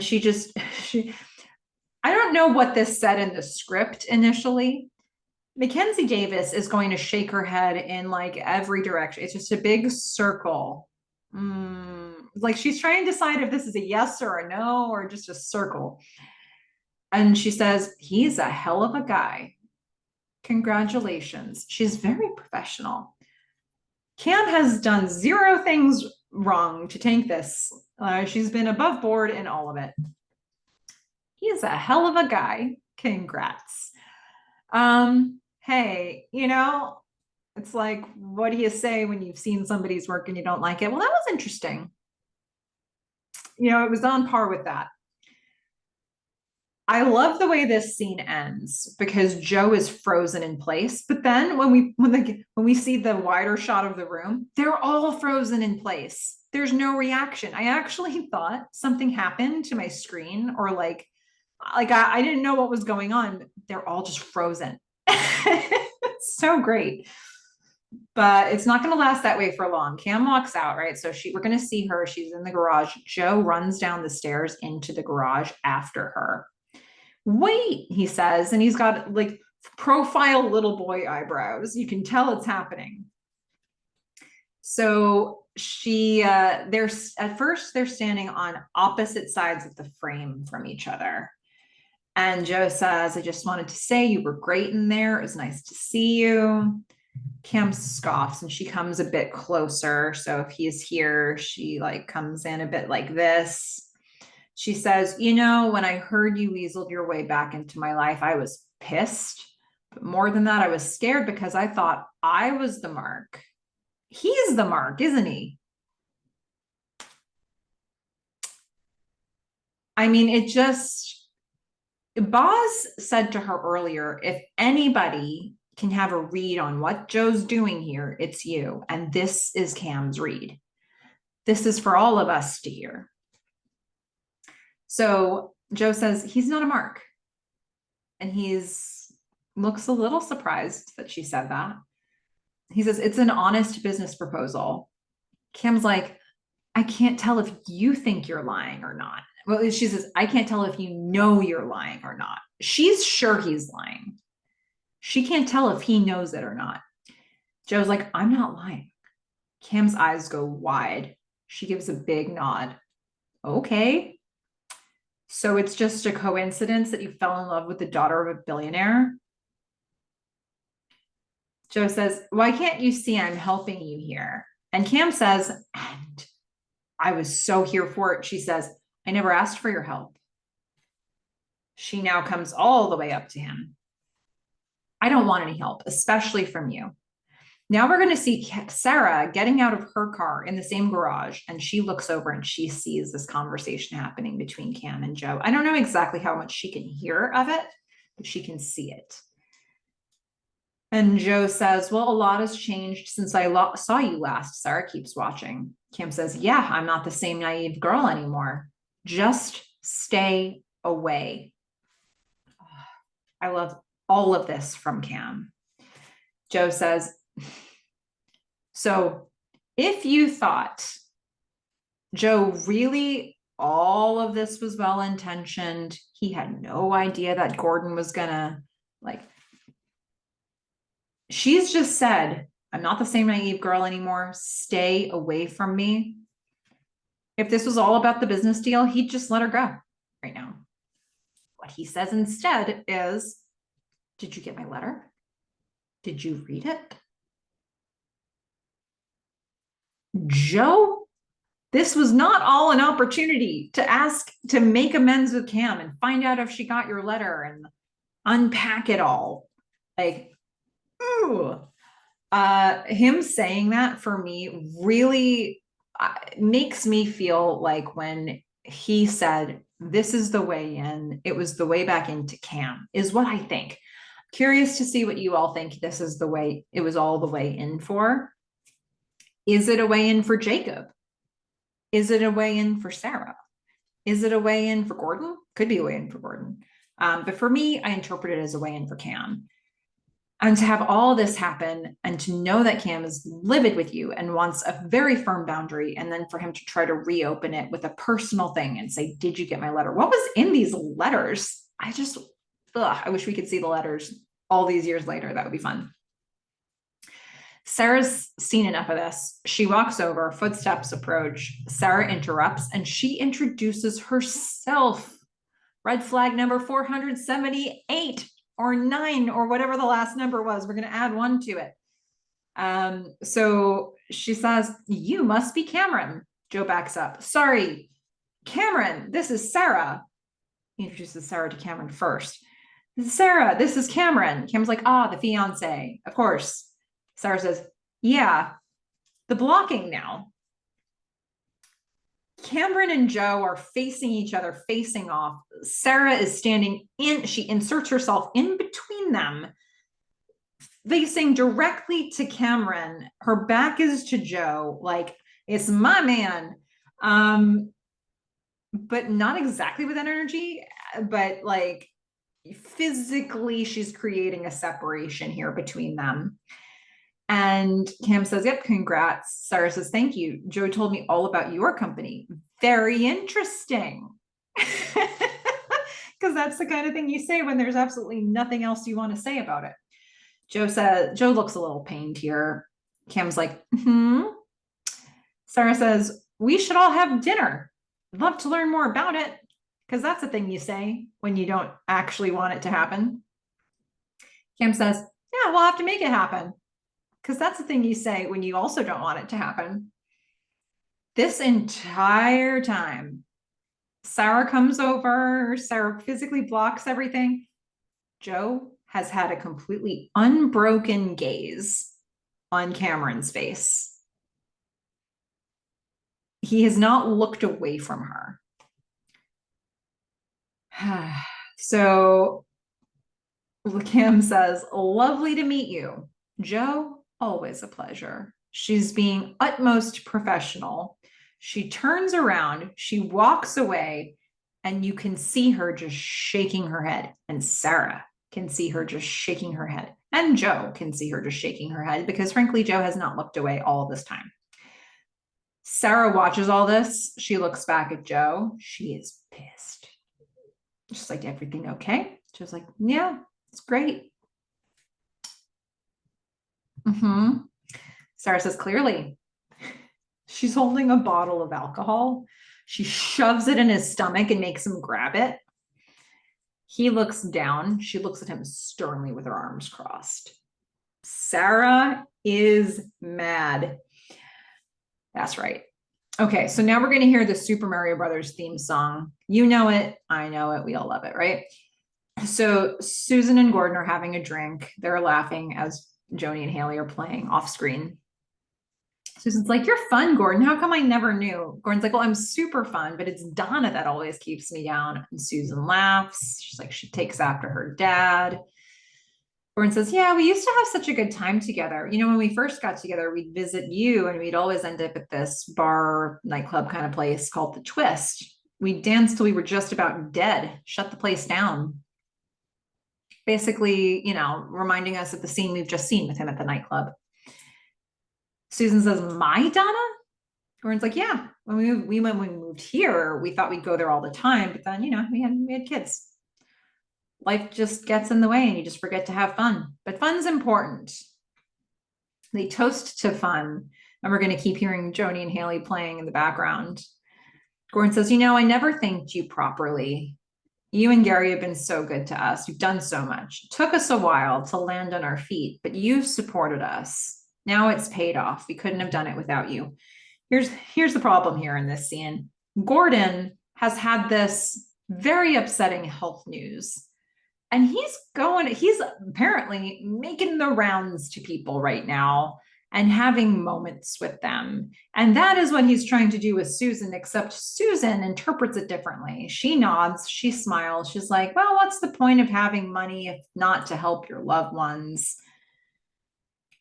Gordon's like, well, I don't mean the money. I mean, I just mean being there for us. Susan's like, yeah, I meant the money. Susan sits back. She's like, oh, yeah. Gordon says, well, you want to pay me back? You want me to pay you back? Oh, you want me to pay you back? Because she's like, yeah, I thought that was the point. Ooh, this is awkward. So Gordon says, all right, fine, I'll pay you back. Susan's like, well, but no, just like all the talk of family and support and you having money now. I don't know. I think you've had too much to drink. She sees him taking another big gulp of his drink. He's like, no. What do we owe you? She says, Donna will never owe us a cent. But the symphonic, we put in just north of 22,000 all told. Like, you pay up. Donna's fine. Gordon's gonna clap. Okay. He's going to pull out his checkbook. He's going to write a check for 23,000 and they are square. Boy, money, money and family, money and relationships. It's weird. Okay. We're going to see Boz on a date at a restaurant, the date that he mentioned earlier. And this one, not going to be right. Actually, so he's on a date with a woman with curly blonde hair. Kind of a little bit reminds me of the woman that Gordon just saw in the nightclub, but not the same person. The woman's like, yeah, my girlfriends and I went on a wine tasting. And you know how that is. One thing leads to another. Boz says, what was the charge? She's like, indecent exposure. Okay, so these are the women that Boz is meeting now. Boz is like, oh my God, I'm scandalized. He's drinking tea. It looks like a waiter comes over to him and says, sir, can I speak to you? Boz is going to step away and have a conversation with what turns out to be the manager, who says his card is declined. And Boz, always the guy who leans on relationships. He says, I used to come here all the time. I'm friends with Silvio. The manager's like, he's retired. It's not a thing. Boz stammers. She's like, well, but I'm good for it. I'm good for it. Like, I'll be here first thing tomorrow with all this cash and a nice big tip for you. You have my word. The guy's like, yep, can't keep the lights on with your word now, can I? Can't she pay? The manager says, can't she pay? And Boz is like, she cannot pay. She is my date. The manager says, it is 1985, man. Get with the times. That was such a funny thing to put in context for 1985. Boz says, come on, give me a second to work something out. The manager agrees. Boz waves over at the woman. He goes to another payphone. We're going to see a lot of payphones in this episode. Now we're going to go to the mutiny house. Cam enters. She sees Carl, Lev, and Donna and a fourth guy, and she overhears a conversation that they're having. Carl's like, yeah, Chet's entering rooms through other people's accounts and cursing out Boz for kicking him off the network. And they all start laughing. It's hilarious. Kim kind of blinks. Wasn't expecting that. Chet's been kicked off the network. Cute Chet with the dimples and the brow and the shocked face. Cam goes into her room. She's shaking her head still. She sees a light, her light spotlight shining on her new chair, the new chair that's been magically placed in her office. She's going to hear the phone ring. It's going to be Boz on the other end, but she's still looking at the chair. And then she picks up the phone. Who was it? Well, we're going to find out now because we're going to see Boz again.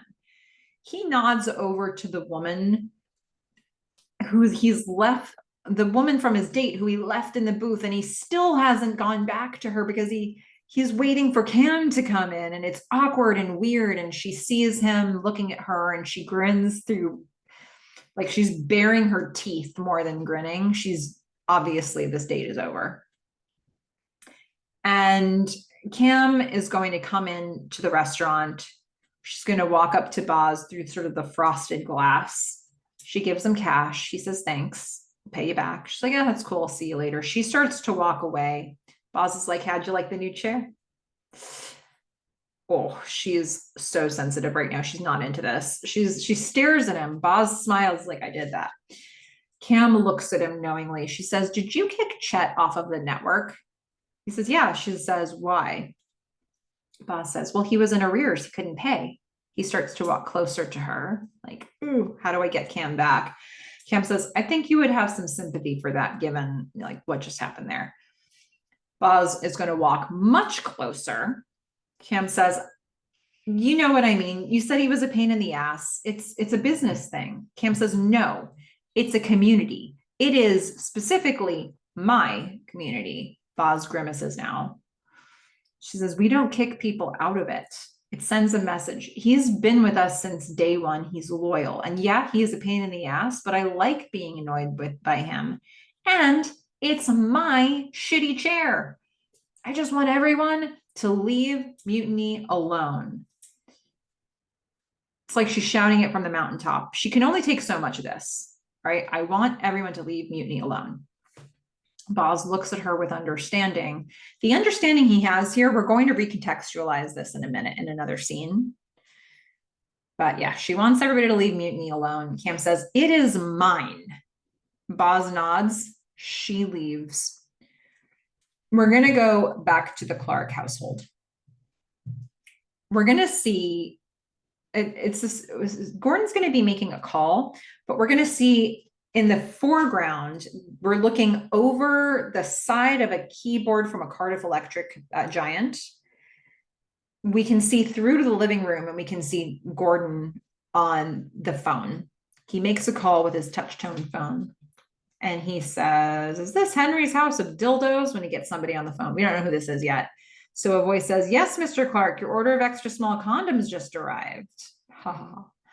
Gordon says, how are you, Hank? And they exchange some pleasantries. They talk about the kids. Turns out he's talking to his brother. Hank says, what's up? Calling to bust some balls? Gordon says, well, no, I was thinking about visiting, maybe bringing the girls. Hank's like, that's a great idea. I'm sure mom and dad would love to see you too if you want to make the drive over here. Okay, Hank is negotiating on behalf of everybody in the family. Hate that, but whatever. Who knows what their situation is? Gordon stares and says, do you really want me to come? You're not just saying that?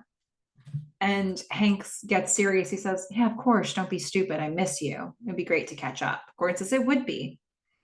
He's kind of tearing up. Again, he's making the rounds right now. So we're going to see Boz drinking on the porch of the Mutiny House. And we hear some laughter inside. Donna's going to come out. She says, how was your date? Boz says, I've had better. Donna's going to sit down. Boz is going to pull out a beer and gives it to her. She's going to take it, but this time she holds it at a distance from her. Boz says, you should talk with Cameron. I think she's going through some stuff now that you could help her with. Donna's like, what? Boz leans in. He says, I think she might be pregnant. I don't know when or how he found out about this. I don't believe we saw that reveal that he saw somebody's pregnancy test.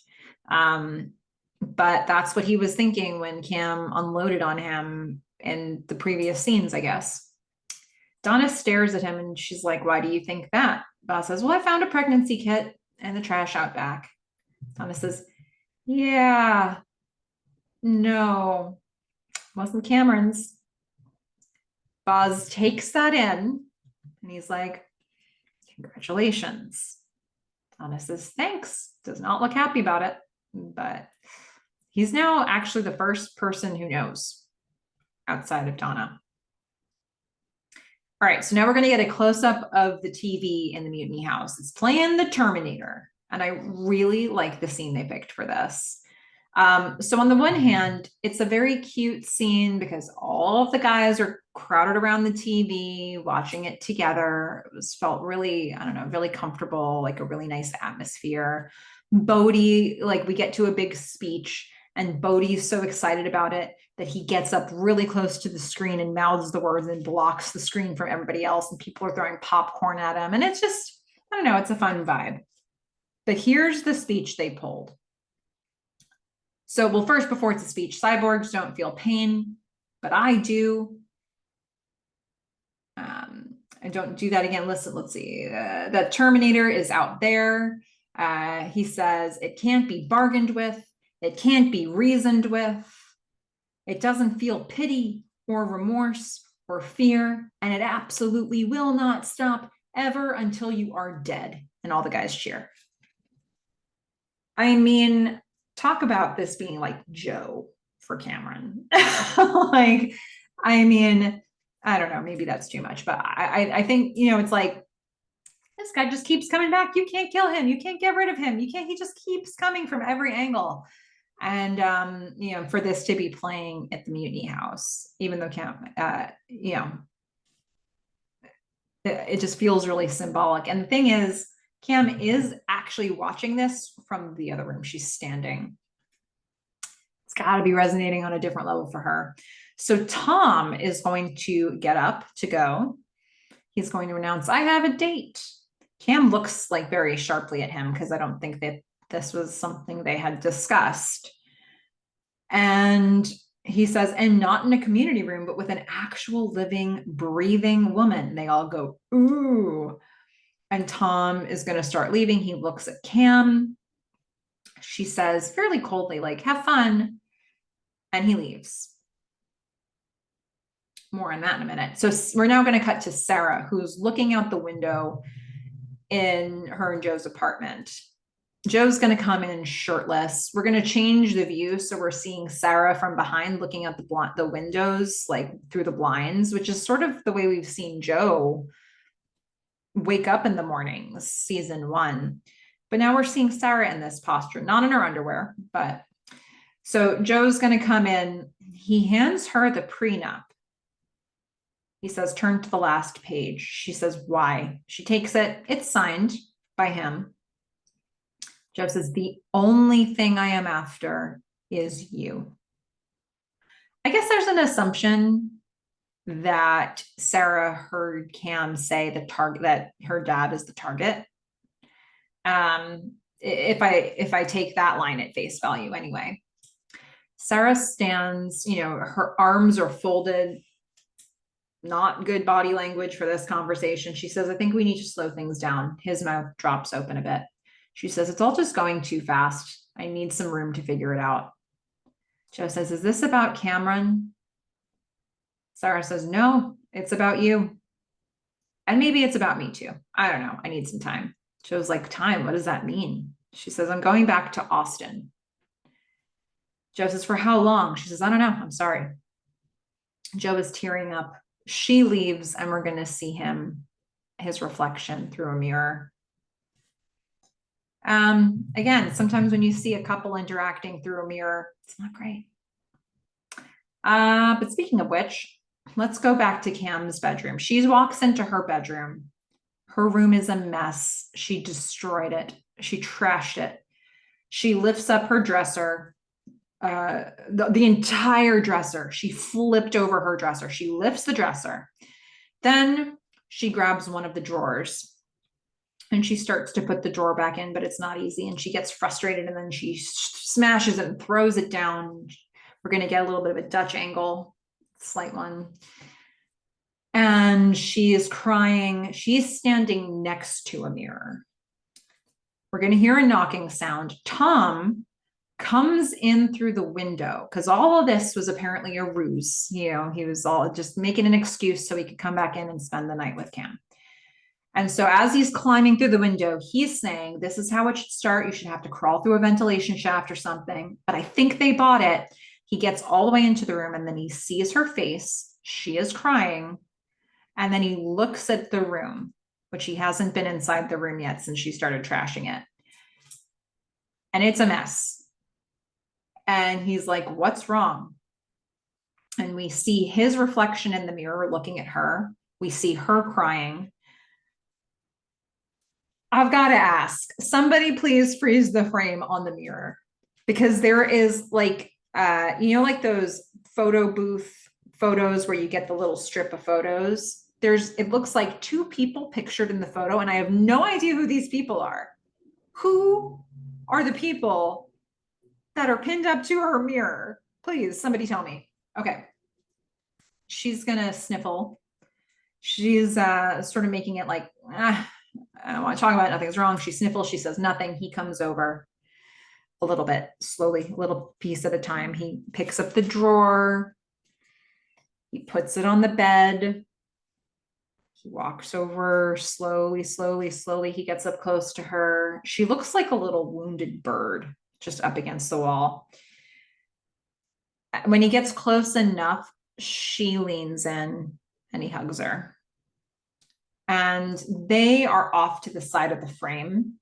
And like the walls are bare and it's this really sparse, depressing room. And he just hugs her.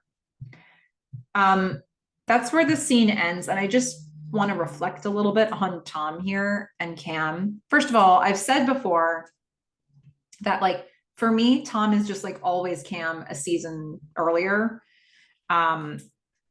So, we've talked a little bit about like kind of where he started with that, but Tom getting into a relationship with the boss. Cam did that,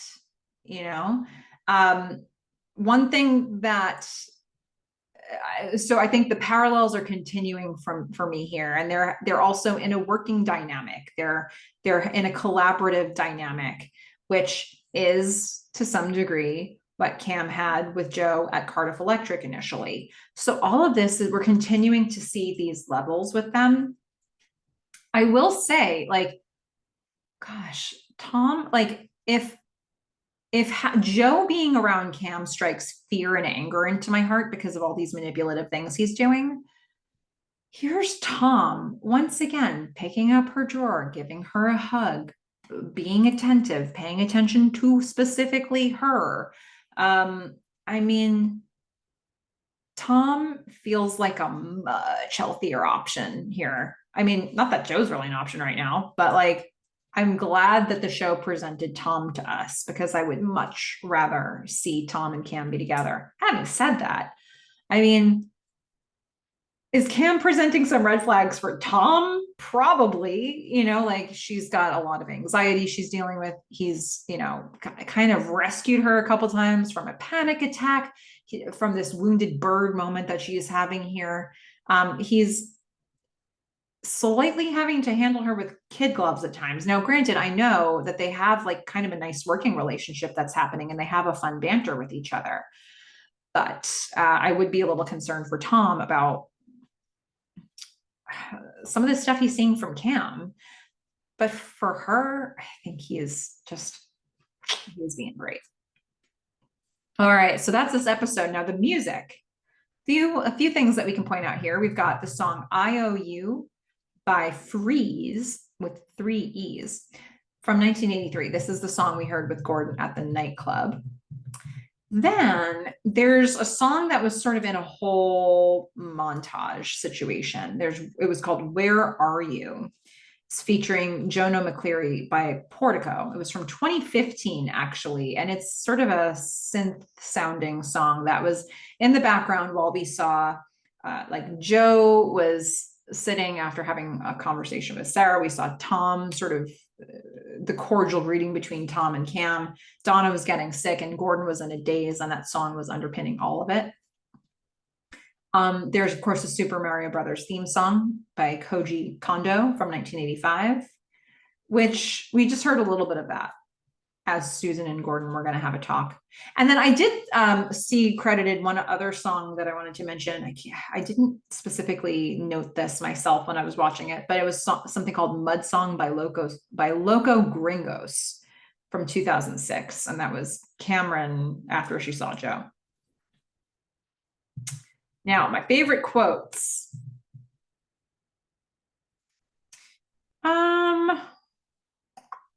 Okay. So I've got a few honorable mentions, and I'm just deciding which one is going to be my favorite. So I've actually got 2 from Gordon and 2 from Cam here. So I'll do my 2 from Gordon will be my honorable mentions here. Donna doesn't, I don't know how to put this, like you. Donna doesn't like you. That was one honorable mention from Gordon to Joe. Gordon also had a really pithy line that he said to Susan: life gets in the way and you just forget to have fun. There are 2 from Cam that I like for the same reason. Either one of these could be the honorable mention. Either one of them could be the favorite. I'll say the honorable mention is, I was scared because I thought I was the mark. He's the mark, isn't he? My favorite quote of the episode is Cam saying to Joe, so it's just a coincidence you fell in love with the daughter of a billionaire. I'm on to you, Joe, she says. Okay. Let's talk about some feedback, shall we? We got some good stuff. First of all, I wanted to mention that if you haven't had a chance to listen to it yet, the most recent interview podcast that I dropped was an interview with Thomas Golovich, who was the music supervisor for all 40 episodes of this show. It was such a cool interview. His brain works like an old, like when I remember when I would go to the library when I was little and you'd look at the old card catalogs, his brain was like that. And he remembered everything from it was amazing. There were a number of songs that he wanted to talk about. But there were a bunch of them that I made a list of, and he told me I didn't need to tell him which songs I wanted to talk about beforehand. A lot of them, and I hit him with during the podcast, and he remembered them in the same amount of detail as the ones that he wanted to talk about. So there was some really cool stuff that came out of that conversation. One of the things that I've been really enjoying is, as people have been listening to the podcast, they've been commenting with some of their favorite musical moments. So I would love for you to go back, listen to that episode, but also share what some of your favorite musical moments were from the show. There are some that I'm seeing a lot of people reference. There are some that are specific to each of us. So that's a fun one to see what everybody loved. Now, a couple comments from Present Hour 24, who covered 2 different past podcast episodes that were recent. So I wanted to bring in a couple of those comments. Welcome back, Present Hour 24. So first of all, one comment about season 2, episode 2 was, after so much time has passed, they probably miss Bosworth. And I would guess that Cameron told some of them that Boz took the fall for the company. This was in response to me saying, like, what do people think about Boz at Mutiny? And for a while I was thinking, it's probably all been rumor. People who were close-ish to the situation might have said, oh, we think this happened or that happened, or Boz didn't have the know-how to do this. Somebody with expertise must have been able to make it technically happen. It was probably Cam. But this idea from Present Hour 24 that maybe Cam actually confided in a couple people that she trusted, and so the actual information might be circulating, was something I hadn't even considered and probably should have. So thank you for kind of passing that idea along, Present Hour 24. And then Present Hour 24 also agreed in that episode that it does seem like Tom is similar to Cameron at this point in the show, based on his interest of seeing the faults in video game machines and hacking the system, right? So it starts in that same place. This idea of hacking the system is where we meet Tom. It's where we meet Cam. Tom gets into a relationship with the lead, the boss, the supervisor, just like Cam did. And that's just where he's starting, right? So we'll see how that evolves over time. Now, some comments on season 2, episode 3 as well from Present Hour 24, starting with, Joe has the ability to act like everything is fine while he's hiding that he has no idea if what he's doing is right until he gets the positive attention he is desperately seeking. Joe enjoys fighting against the world and settles in this episode because he really doesn't know what else to do at this point.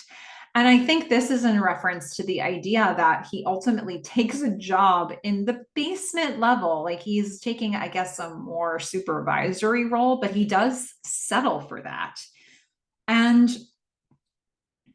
present hour 24, it seems like you think he's sort of tricking himself a little bit with it. He's looking for that positive attention. Now, some thoughts about Cameron as well from this episode. Cameron, aka Little Miss Girl Genius, fighting with Gordon was a big moment. Her company has struggled so hard to make something new, and then they get sabotaged once again, but it was not intentional, which is even more depressing. Also, Nightmare on Nerd Street is a fantastic line and very funny. It would be a great spinoff show for Cam and the Mutiny crew to try and create a video game before October 31st. This is great insight about Cam needing to survive and not just doing these things because she enjoys getting in trouble. Do you think she has made it fun to be a troublemaker because she has gotten so used to that survival mode lifestyle? I love all the different comments in relationship to some of my comments as well on Cam. And I think this idea that, her fighting with Gordon, this was a release that really needed to happen. She hadn't ever addressed Gordon for just pulling her operating system out of the Giant back at Comdex. And so her being able to not only fight him, but have a whole bunch of guys there for backing. And then for Donna not to go home with Gordon right after that was a big deal. And that Nightmare on Nerd Street bit, I like the idea for like the side plot for them to do. And, once again, Cam has her people and Gordon has nobody here. But this idea, and this thought for me about like Cameron has always needed to survive. And it's not just about doing, I don't know, antics and hijinks for the sake of doing antics and hijinks. I think she's done it because she needed to survive on her own all these years. And this is something that I've said, but present hour 24, your question about like, do you think she has made it fun to be a troublemaker because she's gotten so used to that survival mode lifestyle? I think there's something about the opportunity she has to use her brain to outsmart people, to take control of a situation when she probably didn't have a lot of control in her life. There's probably a certain power that came with that for her, and that probably felt a lot better than feeling out of control and powerless. So I think that, her doing that was a survival instinct, and the joy came from being able to be the master of her own destiny for just a moment. Now, there is a comment from Jennifer Roner from season 1, episode 5 that I wanted to pull in that I've been hanging on to for a bit. Jennifer at that time had said, another thing it took a few viewings to see. Toward the end of the episode, after Gordon sets Joe straight on who really saved the deal, and he tells the engineers that he will fix the heat problem himself, notice that, and sort of a spoiler, that there is an ever so slight tremor in Gordon's hand. So if you're going back and you're thinking about like these little moments that you've seen here and there that might have been a foreshadowing to this diagnosis that we got in this episode, there's quite a lot of them. And, like one of the first ones I feel like I saw was Gordon seeing the flower at the computer, the flower that could not be there. It was like literally in soil and he was trying to reach it. And then we see him wake up. We've since seen him actually pass out, which was terrifying. So my assumption now, if I go back, is that it wasn't a dream. It wasn't like a drug-induced dream that he was having when he saw the flower. Maybe he passed out then too.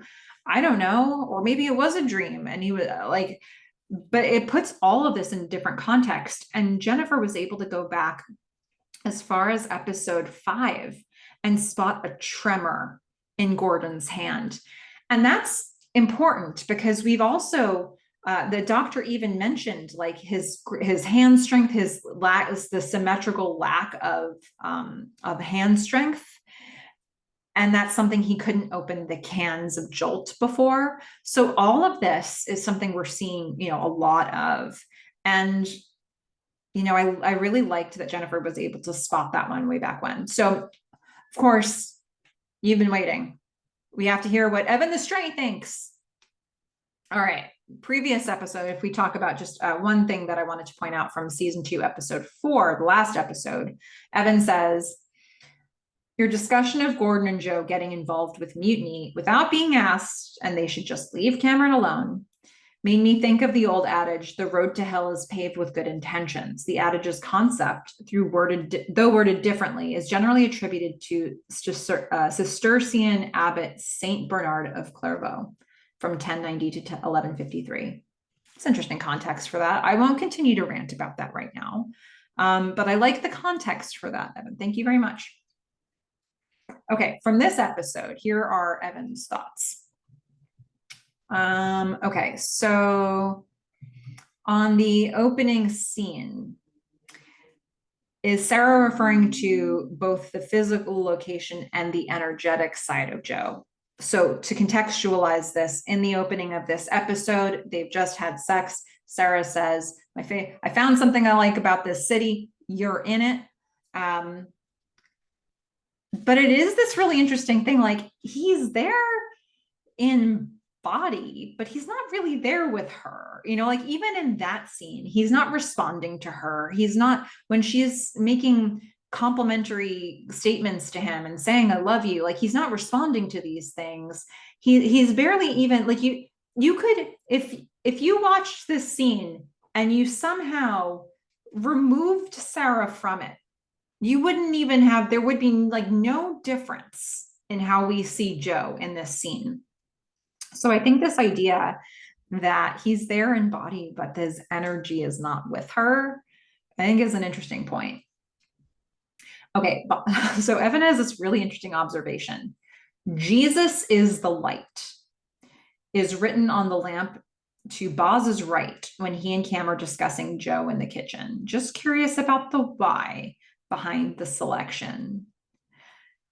I mean, they've got some really interesting props all over this house. So I noticed the dice lamp the one time. You're spotting this Jesus is the light lamp. They've got some cool lamps here. I don't know if they necessarily, like, I don't know. I mean, there are a lot of people in this house, right? So who knows who got the decor for this? Yeah, that's a fun one. Nobody here has seemed particularly religious to this point, but that is, who knows? Okay. Evan says, IOU by Freeze is a solid early 80s dance song and a perfect one which to unburden yourself to complete strangers. I mean, told from the other side, that's like that woman who was dancing while Gordon was just staring at her, she had a strong stomach for this. That was a lot. But yeah, it is a fun song to dance to, that's for sure. Evan says, I like the wallpaper in the Clark's bathroom, and I kind of feel nostalgic about that pale mustard yellow toilet and tub. Donna and Gordon having a quasi yin-yang over concern of possibly bringing life into the world and life leaving the world. What an interesting thing, right? Like, and they don't even know that he's had this diagnosis and that she is pregnant. Like, this idea that he's deteriorating as life is forming is so pressing for us, because we know we know that they don't know. It's the dramatic irony of it all. But Evan yells at Gordon, good grief, spit it out, Gordon, share the diagnosis with Donna, lughead. Yeah, that's fair. I will say, in this episode, he's really trying to find the moment. Like, he's doing his best effort, but Donna is avoiding him at all costs. So we'll see how long this goes on. Evan also noticed the painting behind Cameron at Jacob's office. He says the painting behind Cameron in Jacob's office is disturbing. Also, it could be called 3 potatoes and a carrot. Really? Okay. I like it. I had this whole different interpretation of it. You call it 3 potatoes and a carrot. Evan, This is us. Okay. That's so great. We really need, I would really love to hear. I know that there are people out there who have thought a lot about the art in this show. So is there something we should know about this piece? Evan says console domination is about to start. Nintendo. Forecast significant headwinds ahead for Mutiny. Okay. It's pretty cool. Yeah. I mean, I remember playing Nintendo. It was feels like it became a bigger deal after this time. That's for sure. Okay. Evan also says we had the same model RCA TV on which they're watching The Terminator. That's a fun fact. Why did Joe take the drawstring out of his lounge pants? What a monster. Well, I know it's disturbing. Sometimes if pants are a little too small and you put them on, the drawstring like comes out of those holes and it gets lost, and that's a nightmare. So that could be one reason to do it. But otherwise, it sounds like there is no acceptable reason for it in your mind, Evan, and that is okay. All right. Sarah pulling away hurts. I felt for Joe, and it totally makes sense for her. I can't fault her for it. It's funny, I experience the show in moments detached from the overarching context at times. I think that's frequently the case with this show. With the exception of Donna, the other main characters have a pretty balanced pros and cons list, so I find myself feeling for them outside of the overarching context to avoid any invalidating judgment bias. I wonder if that is typical for most viewers. I mean, I think a lot of times we have our favorite characters and we're meant to feel something really strongly. I think when you do a deep dive into a show the way we're doing right now, I think you end up explaining motivations a lot more. And I think it's the same thing that probably happens when an actor gets a role to play, and they'll say, like, even to play a villain, you have to understand, you have to have an empathy for, or at least a reasoning behind why somebody's taking the actions that they're taking. So I think it gives you a little bit more of an entry point to play them as an actor, in our case, to analyze them and study them. I think I have seen way too many Joe red flags for Sarah, and I think Sarah pulling away right now feels like, thank goodness. I think that Sarah having the phone conversation that she had earlier in this episode, though, there could have been some red flags there for Joe too, had he been looking for them. So that's something to be aware of too. One more point here is that Evan says, and with Cameron, she experiences so much emotion so fully and all at once, with the intensity near or at a 10.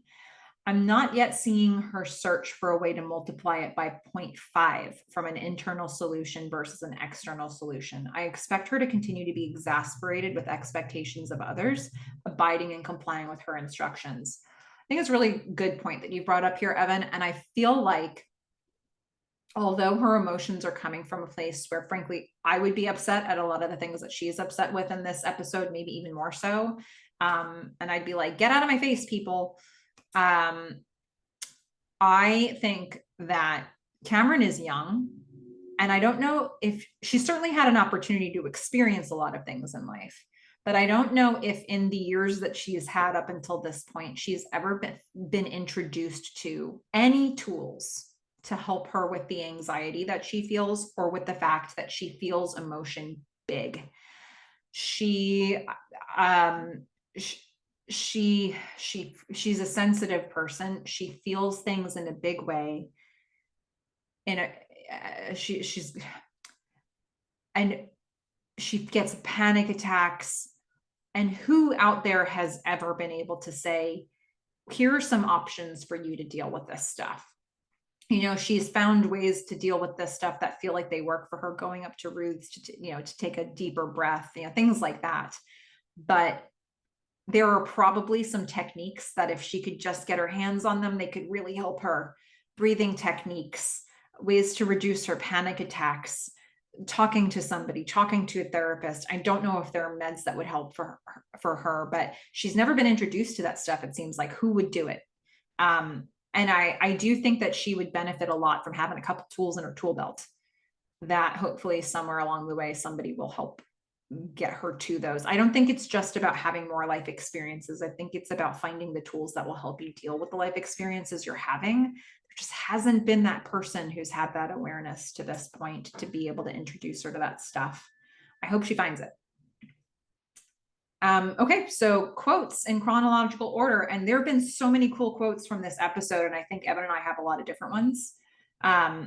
So Evan starts with one from Sarah. I finally thought of something I like more about Dallas than Austin. You're in Dallas. A quote from Cam via the T-800 Terminator played by Schwarzenegger from 1984. Your clothes, give them to me now, she says in a Schwarzenegger voice. One from Gordon.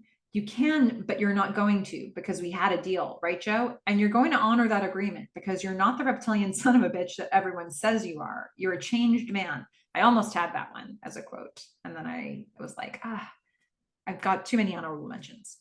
I love that you included it. One from Lev that I should have included and didn't. Sure, Admiral Eyebrows. I wish we heard more of that.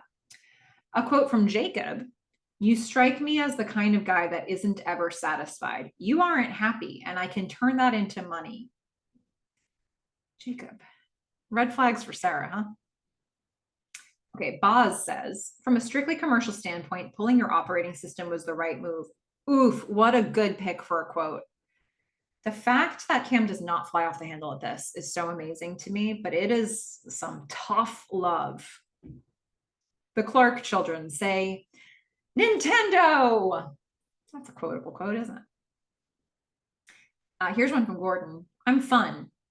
I'm super fun. It's that Donna that keeps me down. Gordon, $23,000 of fun. And one more from Hank Clark, Gordon's brother. Ah, yes, Mr. Clark, your order of extra small condoms has just arrived. And that, my friends, is season 2, episode 5. Can you believe it? We're halfway through season 2. This is flying by. And I can't wait to get into the next episode with you. So in the meantime, go out there and watch Halt and Catch Fire. Bye, everyone.